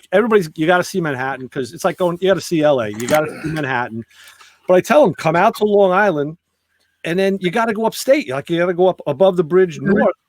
You'll never believe you're still in New York. I mean, because. It's like going to Connecticut. It's so beautiful. And then you get into the farm country, and New York's a pretty damn big state. I haven't seen more than 10% of it myself in my whole life. Wow. There's a lot. You would never know you're in New York from what the perception of New York is, if you're not in New York, yeah. I mean, I got horses right on the corner from me. Yeah. Isn't that crazy? Yeah. Like, I remember getting the country magazine as a kid because I was a voracious reader. So my mom just fed that. She fed it with anything with print. And I loved those reminiscent country magazines, if anybody knows what those are. And I remember seeing this beautiful farm and these rolling hills, and then it said New York. And I kind of looked at it. So then I had to figure it out, and I had to get my encyclopedias out, and, because I'm a geek. But I know. The mountain, a lot of mountain ranges there too, huh? Well, we have we got the Poconos and the Adirondacks, which is further north. You got to go upstate. You got to go up in upstate for that. Down where I am, there's no mountains. We got the beach. It was sand. I got the mountains. You got the mountains. A little mountain. Awesome. Hey guys, to the Hudson Valley. I love the Hudson Valley. The Mid Hudson region is probably my favorite piece of this end of New York. That's my favorite. That's awesome. Hey, I got a question. Now, would this be if you seen me walking with this mask on, you would say hello, wouldn't you? I would. That looks like a B&D mask, man. I'm telling you something. That's like Hannibal Lecter. I mean, like, okay, so you need to know that like about 3 months out of the year, people I know look like that because it's winter. It's 40 below, and you cover up everything. You see this much of anybody. You're saying you got the hair sticking out underneath. You got that hair. That's some sanitarium stuff, man. I'm telling you. So I guess he couldn't see my smile, so I guess that could have been a reason. Why don't you paint a smile on it? Yeah. You made that, didn't you? Yeah. Yeah, I'll have to get your number and stuff like that. I want to talk to you about some knife sheaths and different stuff like that. So. Oh yeah, I knew you were gonna do that. I knew you were gonna do that, Arco. Yeah, I love it, man. It's therapy when I get in the shop. My T-shirt maker lady, she made us these. Oops. Oh, nice. So this is what I'm supposed to wear. Right. Yeah, I like that. Way on brand. Yep. Yeah. So she knows I'm really particular about our logos and stuff like that. So here we are, our little Minnesota Outlaw Customs masks. Right. I don't think a Coverman 6'6" mask. Yeah. See? Yep. And it's T-shirt. Well, I think it's cotton on the outside. It has a filter in the middle, and then she just put random material on the inside. So really kind of crazy, but if we have to wear them, we might as well be representing. Yeah, exactly. Yeah, definitely. That's not a bad idea. Yeah, and then we'll wear them when this is all over. We'll wear them in the shop when we're grinding or whatever. Yeah, I've been using when I'm welding and stuff. I've been using the one in the shop that I have, and then when I'm grinding and stuff like that, it helps. Yeah, nice. Those dogs. All right, I gotta go. Dogs are going nuts. Yeah. Well, hey guys, I gotta jump off. 5-year-old. I gotta put the little boy to bed, but I want to say good night to you guys. Ray, good night, Lewis. Good night, Arco. Hey, Lewis, thank you so much for having us on the show, Ray. Thanks, you guys. Appreciate it. Thanks. Hey, No, you don't have to get You off. can hang. We're We're resting. gonna reload. Wait a minute, we're gonna reload. All right. We got the new machines out. We're bringing two fresh loads. Oh, Maybe on the after show. Chassis John. Oh, Chassis John, because like chassis on that car built up. I'm just saying. We got two new bullets coming in. All right, listen. Good night, everyone. Take care. All right, Terry. Be Take it easy, easy. brother. Yeah, me and Terry jumps off, and they start the after show. Yeah. So you're more than welcome to hang out with them. They Need a secret knock. Back door. Sorry about all that noise. If you heard it. Yeah, that's all right. No problem. Yeah, our dogs are a little bit more protective than they should be, I think. There it is. We had one girl left and 3 more showed up. So Oh, cool. This is Chassis John. The man, How's it the legend. Yeah, right. legend. But hey, I'm gonna jump off, and I appreciate you guys coming on, man. I really do. Anytime you want to come on, like to show off some of your car, if you know, as you get further deeper into it, you're more than welcome to come show it. And you're documenting everything, so maybe I can grab some stuff to put in my magazine. Showcase it there a little bit. Yeah. Oh, absolutely. Yeah. Yep. Just let me know. Hook up with me so I can get your number and stuff too, brother. Yeah. I think I got Heidi's right. Yeah, I think so. Yeah, I'll text you all my info. Okay. Thank you. Sounds I appreciate it. Thank you so much. Take care. Yeah, thank you. Appreciate it. See you around. See you, All Lewis. right, guys. Okay, Lewis. See you next week. See you next week, Okay. brother. Hey, Thank you. I'm trying to get Joe from Lowrider on here. He's hard to catch up with. Oh, cool. Yeah. So Yeah. Good. So we can get him on. I think it's gonna be a good one. But okay, guys, I'll see you later, and everybody in the chat room. All right, Peace. Lewis. Bye. All right. You want to grab me some coffee? Yep, I can get you coffee, and I got to attend to Tracy. So, John, what new parts came in this week since we talked last? I got a really nice billet overflow bottle Okay. that came today. You decided against the Budweiser can, huh? Yeah. Remember that they used to do the Bud can? Yep, I used to do that. I used to use like a Jack Coke Daniels bottle, plastic Coke bottle. Okay. Yeah, anything. A lot of rat I rod don't know. guys use the JD bottle. Yeah, there you go. Yeah. That's cool. Nothing though. It's I'm like stuck. On what? CPP is closed, and I can't talk to anybody as to what right. hydro boost unit I need for that car. Right. And then I don't know. I was on a line with Summit today, and they were like, "No help. I need a steering column for that thing." I did it. Doesn't make something? The problem is I'm trying to figure out. I'm looking at all of these photos of these columns. Yeah. Nobody can give me the part number of a direct bolt-in for a 67. That sounds kind of odd. That's the part I'm having a problem with. Yeah. Flaming River, Yeah. So I need to try calling. I did it in Flaming River tomorrow. Hopefully those guys are around, so I can just get a part number. I did find out today, talking to my sales guy over there from A-Tech, which is the wholesale end. A lot of them are like a universal thing, and they make them in different lengths. But I got to put that trim back on the dashboard. So, there's a cradle that bolts on a stock steering column on a Camaro. So I need a column that cradle will bolt to, so that I could bolt it back up into the dash. What year's your Camaro? It's a 67. Okay. And it had a crappy column in it, and the customer wants a tilt column. Flaming River has a 32-inch floor shift tilt column with 2-inch outside diameter, paintable mill finish. It is designed for use with, let's see, floor shift 2-inch. Yeah, they got it. Yeah, $441. See, but when I looked, I think that's the same one I saw, and it's. You want the part number? Yeah. Frank Ray. Hold on a sec. When I looked at the photos of it, it didn't have those weld nuts attached to it to allow the cradle to bolt up. That's the problem. This one is this. Well, they may use a generic picture though, because this is the same. Yeah. It's a smooth column. What is it? FR. Mm-hmm. Let me close this door. How the fuck is this thing closing on me? FR 20006. All right. I'll look that one up later. Yeah, check it out.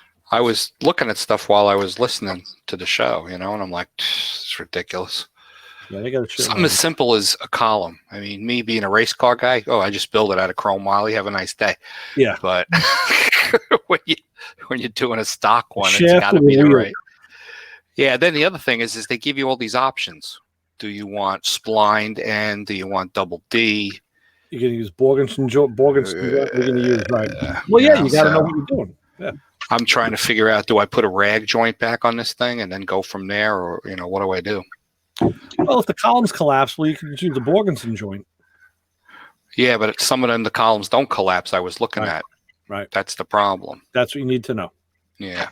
And then the other thing is I went through some of the build sheets that I got from Chris Alston. Yeah.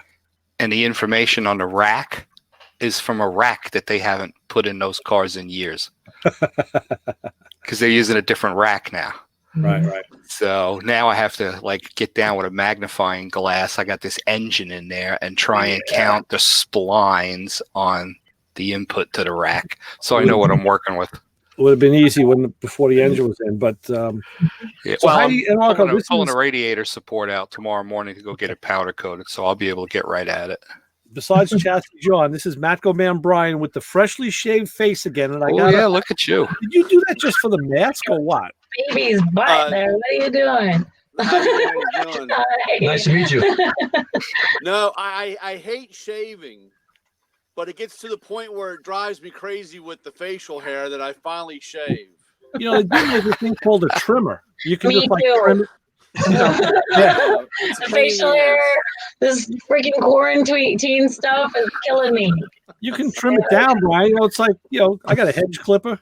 Yeah, hey, I'm going to tell you, it was so busy in my shops today. I walked into a body shop, and there were 4 guys all lined up, and one guy was shaving everybody, giving haircuts. I know. Yeah. That's how exciting I need one. So where is this? I need a haircut. This was in Silver Spring, Maryland. I'm next to, right by DC, but that's a little far. Yeah. Even for a quarantine haircut. They all said, you could be next if you want, Mr. Brian. And I said, hey, I'm just hoping they pay you so you can pay me. That's all. I'm just standing here that's all. I saw a meme the other day. It's a guy in a car, and there was this good-looking girl with a tight dress bending into the window, and he was like, how much? She was like, $100. He goes, for a haircut? Yeah. Listen, I have some friends, and they own a salon called the Speakeasy Salon, and people keep asking them for haircuts, and I said, that's because your name implies that you will do things outside the law. Right. So, nobody's ever asking us for haircuts. So no. So, yeah, it is pretty cute, though, and they won't go outside the law to do their haircuts. Because I asked. Right. But I suppose we should probably heading out. Yeah, we're going to bolt, Ray. Okay. Yeah. Well, good seeing you guys. Heidi, Arco, great meeting you. It was great talking to you guys. Yeah, Come back again. Don't be a stranger. I'll be in touch with you when I can schedule you on the radio show, and we'll get you on there too. Sounds awesome. Thank you so much. Thank you. Very cool. I have no idea how to get out of here. We might be here all night. Just click the X in the upper corner. Oh, there we go. There's the X. All right, you guys take care. Thank you. Good night. Take care. See ya. All right. That car's cool. Oh yeah, it is. That's He's right that it's got kind of like Delahaye and some of the other stuff. That's awesome. I can't wait to see that. We're going to see it in person, and you're not because you're not going. I guess I can't picture it in white though. I think it'll be pretty cool in white. And she said it's going to have some flop in it. I'm thinking but in my mind, I pictured like a candy burgundy with like a tan pinstripe. Maybe that's just the old school of me. I don't know. Mm-hmm. That's just what I pictured. But yeah, And if it wasn't rat rod style, I could see a burgundy with a saddle leather interior. Yeah, buff interior, right. I was even thinking that with white. You know, that goes with white too. Oh yeah, sure. But anyway. Now are they gonna? They're not gonna body work that thing, are they? I don't. You know, they didn't say. I don't know. I'm kind of getting the impression because it's a rat rod, they're gonna leave it as is. But they're gonna all that mosaic of pieces. Yeah, but they're gonna paint it. So that's odd. I don't know. Paint over it because it's going to take a lot. It's going to take a lot of metal work and Bondo. Well, okay. It has. She just wrote here. Yes, we will. Yeah, I got to see that. I got to see that in white. You know, even white, like with a silver inlay top. I don't know. You know, my mind was like trying to picture. Either way, it's going to be totally cool. I can't wait to go see it.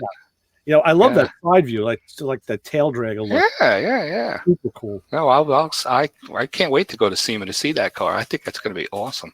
Yeah. Oh yeah, nice. Yeah, build it. Yeah, like just build it with what's laying around. That's the way to. I just had that talk with my cousin about. Like he's asked me to define a rat rod, and I'm like, it's built with parts laying around the shop. It's like old stuff. Yeah, that's the idea. Kind of like my last motor. Yeah. Right. Whatever junk was laying around the shop. But you get good stuff left over from other builds, and it's yeah. It's I've had that before. Yeah, you save it because it's worth having, and you got to do something with it. Yeah. Awesome. Yeah. Very cool. Well, Brian, was it? Yeah, they're great people, and I love the accent. Yeah, I think that was cool too. Yeah, that was cool too. So it was just because. So again, if you hate shaving, why'd you shave? Because now you got to shave again. Oh, because when it starts to come out and it gets poofy, and then it irritates me when I'm sleeping. It's like laying poofy. So I said, what about a trimmer and just trim it to a certain length? That only lasts. That only lasts is like. I mean, if it could stay permanently like the Don Johnson look, you know what I'm saying? The 3-day stuff. You got to use it. You got to use an electric shaver with a shoe on it. Right. Yeah, I know that, and I have one, but it's still just the process of doing it all the time. I hate it. I get it. If you want what a 2-day growth is, you let it go like to 4 days, and then you knock it down only 2 days. Where you're not knocking it down from a freaking forest like you usually got. Yeah. I know. It's just I'll say I'll do it later, and then later turns into 2 weeks. And then you only have to take the project over here. Yeah, but then you only have to take the plumbing apart once every 6 months to take all the hairballs out of it, not every week. So I know. God. The troubles of life. Yeah. So. Yeah. Awesome though. But, yeah. Who knows? Yeah. And Ray, you need a haircut. I'm telling you, dude. It's Yeah. Last time I saw you in person, you had that flat top going. That's long gone now. I used to get it with a 1-blade. It was like a 1-blade and then the flat top. I tell you, I've been sporting that for 20 years. That haircut. Yeah. And I mean, once or twice, like I was sick or something happened, and I'd let it go. I wasn't going to. But this is. I'm thinking about just the good thing is it filled in all the spot. Like when someone would take a picture, you'd see the picture, like, oh my God, I'm bald. Cameras are not kind to a head, Yeah. Oh, let me tell you something. I have that. Oh my God, that Ring video shit. Which I'm gonna tear it out. Because we got the Bell, which is fine. I went and bought the video camera with the 2 spotlights on it. Yeah. And put it up between the garage doors. Uh-huh. And it was working awesome for like 6 or 8 months. Now the thing wants to like set itself off all the time. Uh-huh. I moved the area. You can, use a mouse and you can move the area that it scans. Yeah. I took the sensitivity and put it all the way down to like no sensitivity. And a goddamn cat walks by and the thing's ringing at 2 o'clock, 3 o'clock in the morning. So I actually pulled that box, the Wi-Fi box, out of the wall. And I make sure that my phone is shut so I don't have to hear it. But it's ridiculous. Anyway, I was going through the videos and I saw one of me walking out of the garage to bring the garbage bags to the curb.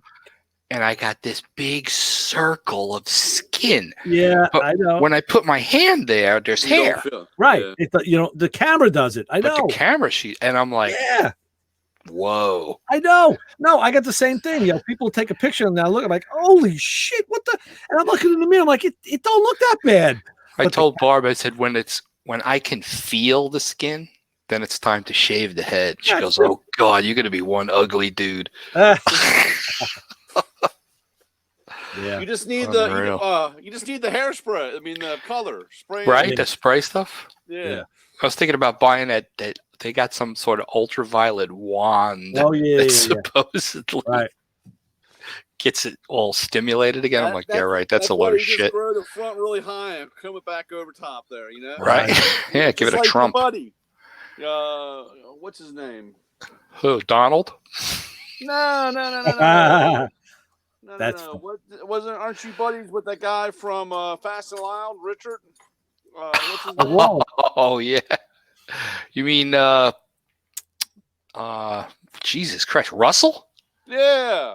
Russell don't do a comb over. Going back. Yeah, well, he's from the East End of Long Island. He's got a pompadour, yeah. Yeah, and a big lumberjack beard. Yeah. No, he's got a nice beard. That's a classic. He works at that beard. Yeah, he works at that. That's too much work, man. Well, you know what? He probably has a girl do it. You go in every so often and just have him touch up, shape up. It's... Yep. Well, he's like back and forth now. He bought a house in Texas, and he's got his house on the East End of Long Island, so he's back and forth. Okay. Well, because he stepped him up. He got the job as the guy that gets stuff done on garage rehab. Right. And I've noticed that there haven't been any garage rehab episodes in a while. No, it's been it's a long while.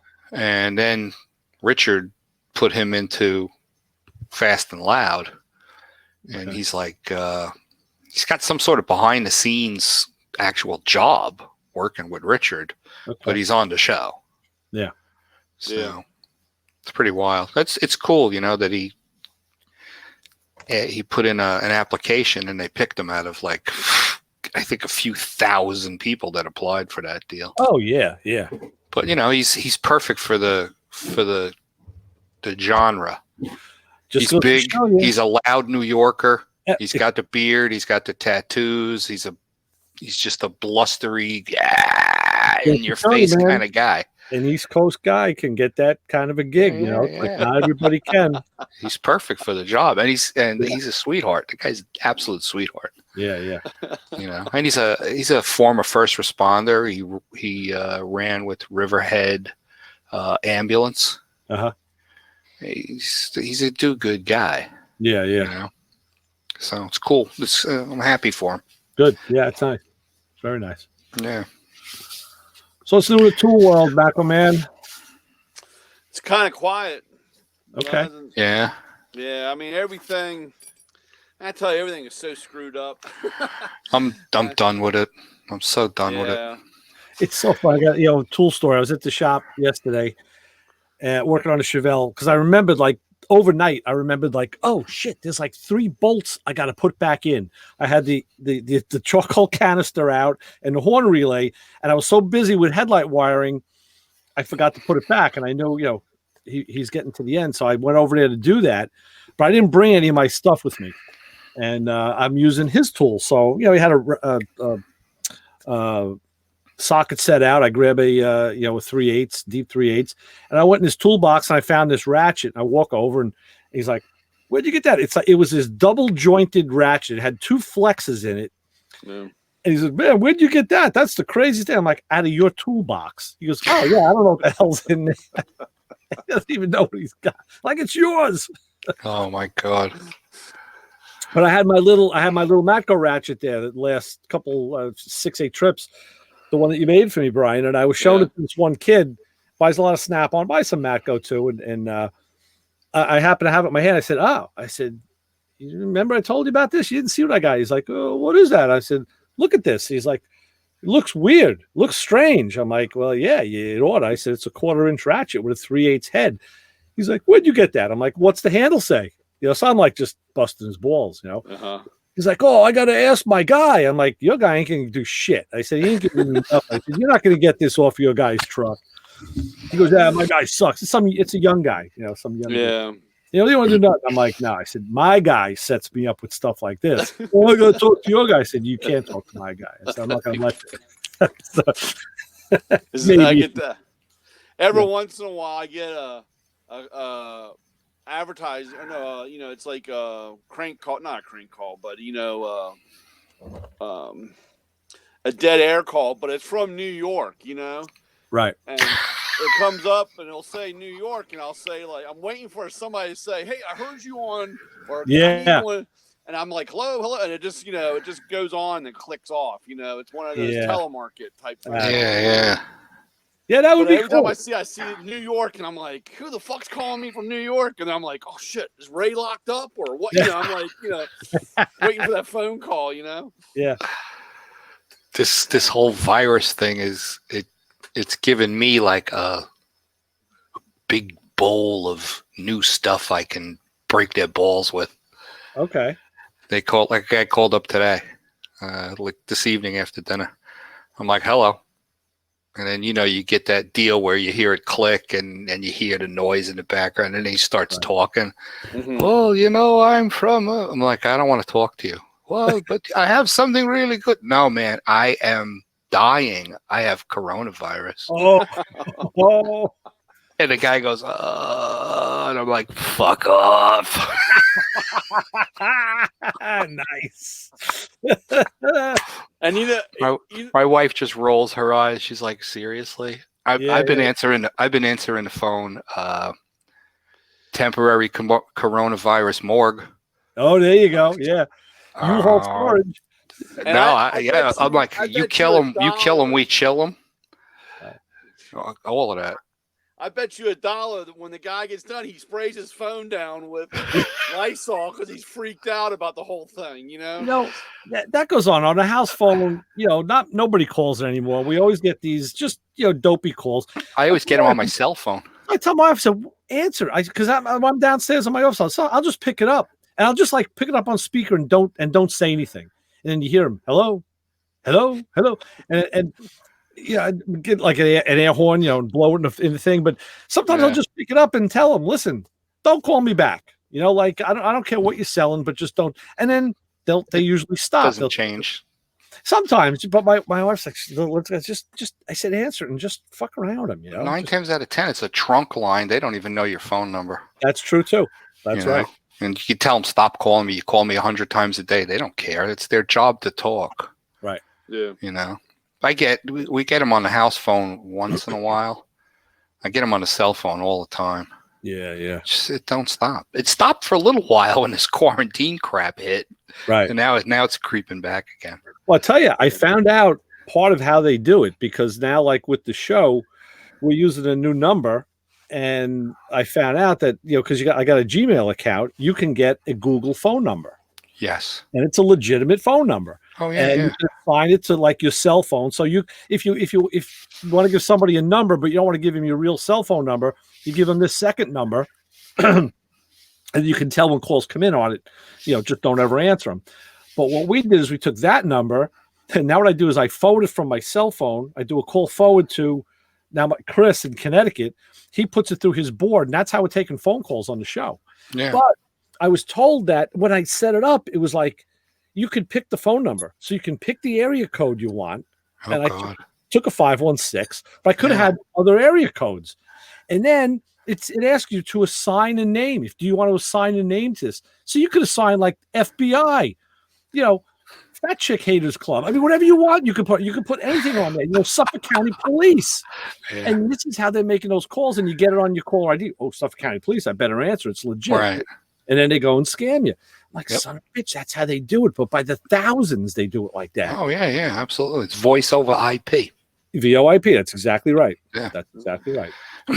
And then the phone company really can't track it backwards. Right. Because it's all internet-based. So that's how they do it. I believe that is bullshit, because I know for a fact that like Verizon and all these other internet companies, they have data loggers. They can track anything. They could if they Trust wanted me, to, if right. you're doing something and the CIA wants to find out They will where find you were, they can find out what nodes your stuff bounced off of worldwide. They could track your shit down. Absolutely. I don't You're right. care. Absolutely. You know, it's a lie. Yeah. So that's one of the things that I talked to my lawyer about.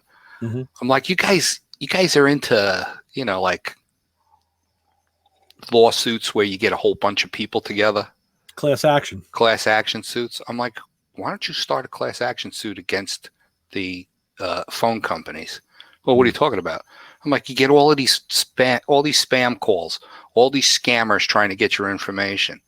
I said, companies like Verizon, there has to be a way that they can stop that. There's got to be a way they can block that stuff off. They're using voice over IP. They're putting in whatever phone number they want to put in there. They could be calling you from anywhere in the world. They could be calling you from next door. And they're all full of shit.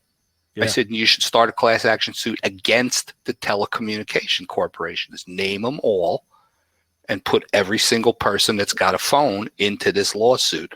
Right. I said, and let's just crush the telecommunications companies until they institute blocks that stop this crap.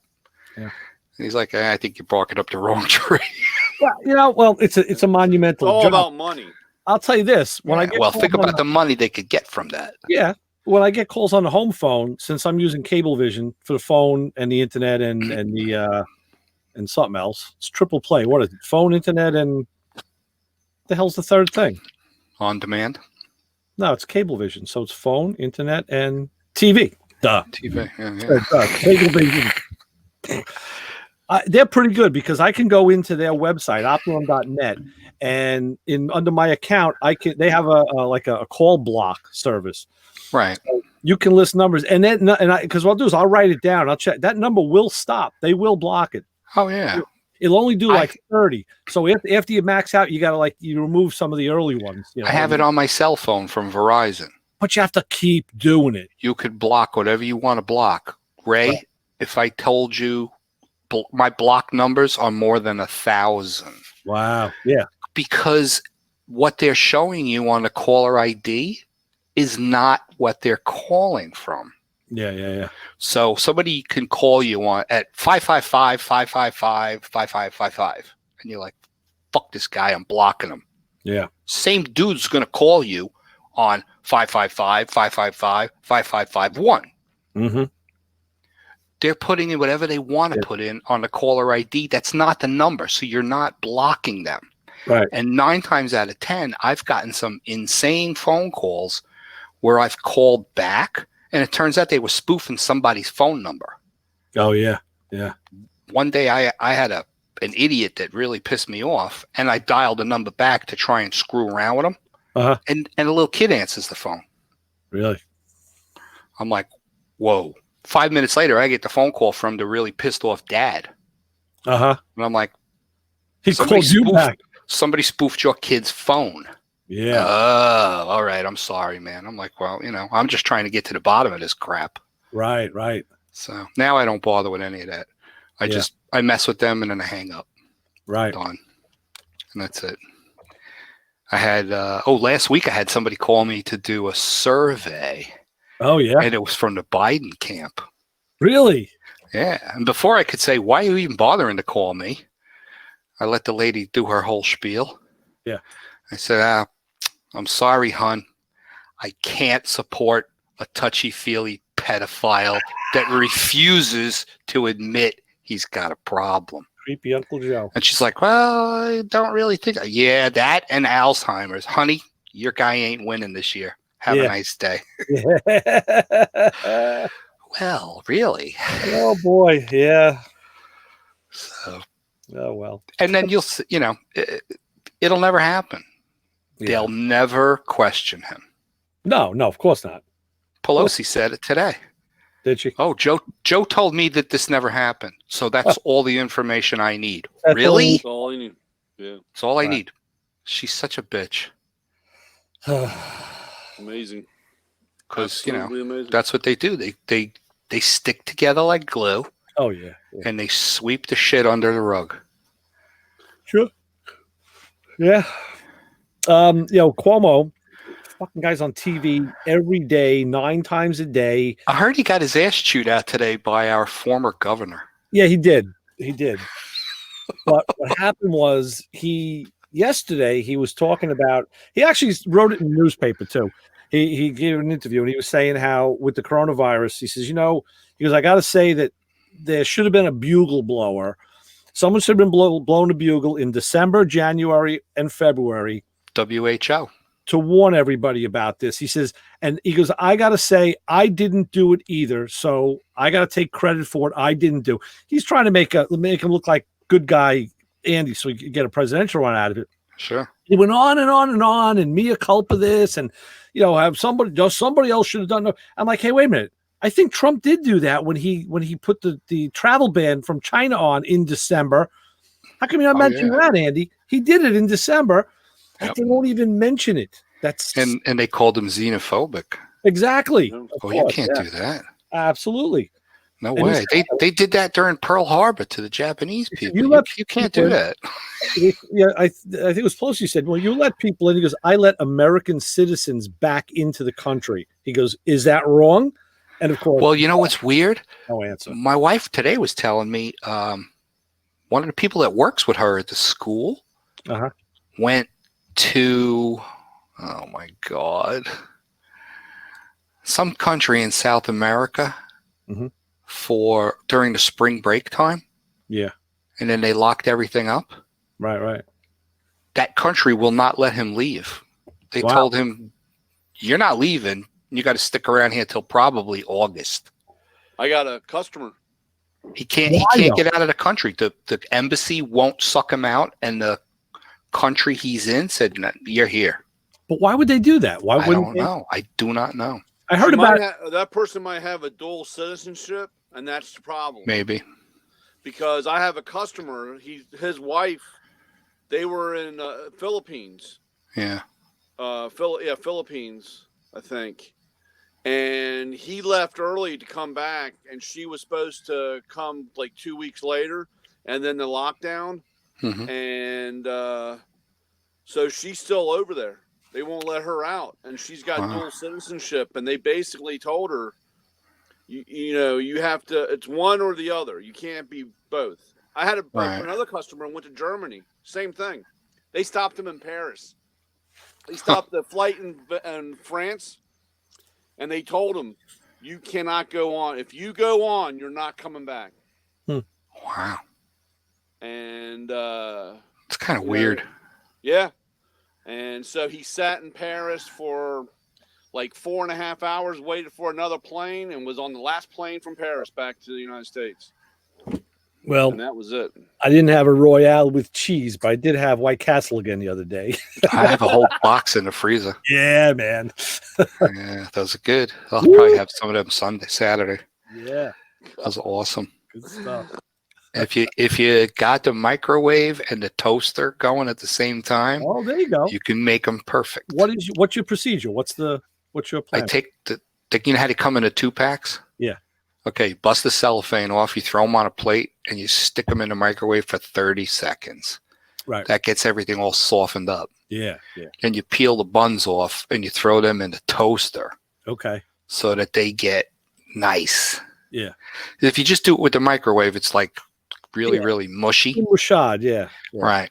So I get the buns toasting up, and then I pull them out, and I throw a little ketchup on them, and I put the meat back in the microwave for about 15 seconds so they're steamy hot. Yeah. Reassemble them. Perfect. Yeah. Nice. Yeah. Takes a little bit of work. Yeah, well, yeah, but it's worth. The last couple of days I'm on a knish kick. I've been having knishes. Oh yeah. I cut them in half long ways, throw them in the toaster oven at like 450 degrees. I like the Hebrew National ones. Yeah. And then those are good. Salt, and then some nice Gouldens brown mustard on there. Yep. And I cut them, and I told my daughter, "Here, I have some knish sticks." Like, yeah.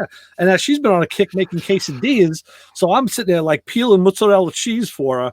I'm like, "You got to put some mozzarella in there." I said, like we're getting taco cheese, mozzarella. She's putting queso in there now. I said, now we got to put like green chilies, like little green chili peppers in there. So like we kick it up every time, you know. It's like, that's it. Cool. Yeah, I gained another fucking 8 pounds. I'm not doing anything. I'm just not, not being active. I'm so thankful I'm working. Oh Christ, yeah. I gotta be thankful I'm not working, but I'm getting paid. So that's not bad. No, that's good. Yeah. Oh, unbelievable. Brian, what's up with the food? What's the latest? I tell you, something new. Just eating. I tell you, it's crazy. It's just like I said. We got done with dinner tonight, and we all looked at Molly and said cake, and she's making cake. Nice. Like, and then we turn around and it's like every other night. It's we're gonna have we had some red velvet chocolate chip cookie things. Oh my God, it was like I'm like I said this is crazy. I'm gonna be like 700 pounds in the back of the tool truck. I want to have somebody drive me around. I'll be like Jabba the Hutt. I'm gonna have a little window and just sit out there and hand tools out. Right. God, wow. That's funny. But I'll tell you this: you keep busting out your AFX cars, you're gonna have some fun because I can go a long time. Because I since I got the warehouse, or me and the buddies, the other 3 guys, we got that warehouse. I've been cleaning out my storage unit, and I was moving stuff, and I came across, and it said slot cars, and I opened it up, and I was like, oh my God, I've got track and everything, and I got wow. I have cars. Like I have a 10 or 15 kit. cars. Yeah, I have cars. I have a pit kit. I have stainless pins, the plastic clips. Mm-hmm. I have all kinds of stuff in that pit kit. I have no track, no controllers, no transformer, nothing. No, I got 2 big boxes full. I even have I've got another one. I need to get it out, but I have a tractor trailer with I do too. Like a tractor trailer. I have like a couple Trans Ams. I have an early Camaro. I don't know what color it is. A couple of rails. They're like, wow. Yeah. I made a mistake about 10 years ago. 10 maybe 12 years ago. Mako had a dragster set with rails, and I had one for a while, and somebody wanted it, and I was like, I'll find it some other, and sold it. I really kicked myself. I wish I didn't sell that. Yeah, that you should have saved. Yeah. But I've got, and then what I did? I took a whole bunch of my old Hot Wheels and Matchboxes, and I drilled out the rivets and changed the bodies and made them fit on my slot cars. Oh yeah, cool. Yeah. So I went That's a through good that, idea. It was like great. The problem was because of the metal, they were so heavy. Right, they're heavier. Right. They were much heavier, but sure. Just as the aesthetics of having the car, it looked really good. Right. And so when I cleaned all that stuff, the boxes over, I was like, man, that's all I need to do is get back into all that stuff. But those 2 cars were my favorite. Those were my most 2 favorite. The you 57 Nomad and the 55. This is on Instagram, John. Brian put up the other day. I'm like, oh, I got to dig out my stuff. I knew right where I had it, but like I saw that at 10 o'clock at night. Like I'm not going to go down and dig it out now. I finally remembered to do it like the next day because I have like 4 pit kits. I got 2 big tackle boxes. I got some of my original cars, from back in the day. So I got a lot of stuff. I had a couple of motors. And like you said, like the earlier, what was it? The early ones had the U-shaped plates that went on the earliest ones were called vibrators. It was literally a vibrating motor. Then that was actually before my time. I mean, when I was a kid, it was the regular T-Jets, the Thunder Jets. That's what I have. With the 2 horseshoe magnets. Right. Those were the ones that we had. I have Thunder Jets. I have AFX, and I actually have a couple of the Tycos. Right. Those Tycos. G Plus came out. That's I actually have a couple. And the Tycos were a little bit bigger. They're different, little different size. Yeah. Yeah. Slightly different scale. Yeah. And now the newer ones with the Magnum 440s, those are the ones with like they would stick. Those cars had such powerful motors. I had a loop in my track, and you could park it at the bottom of the loop, dead park, and just whack the throttle, and the thing would make the loop. Right. Wow. And if you stopped it like halfway up, it would stick to the track because it had magnets. Sometimes they'd fly off the track, and I'd hear it go crang. It'd be stuck to the baseboard radiator. It would just stick. Like, oh, it's easy to find it. Holy cow. We got about 50 seconds left, and then we'd toast. All right. No problem. But, I got to take my truck into the shop tomorrow. What for now?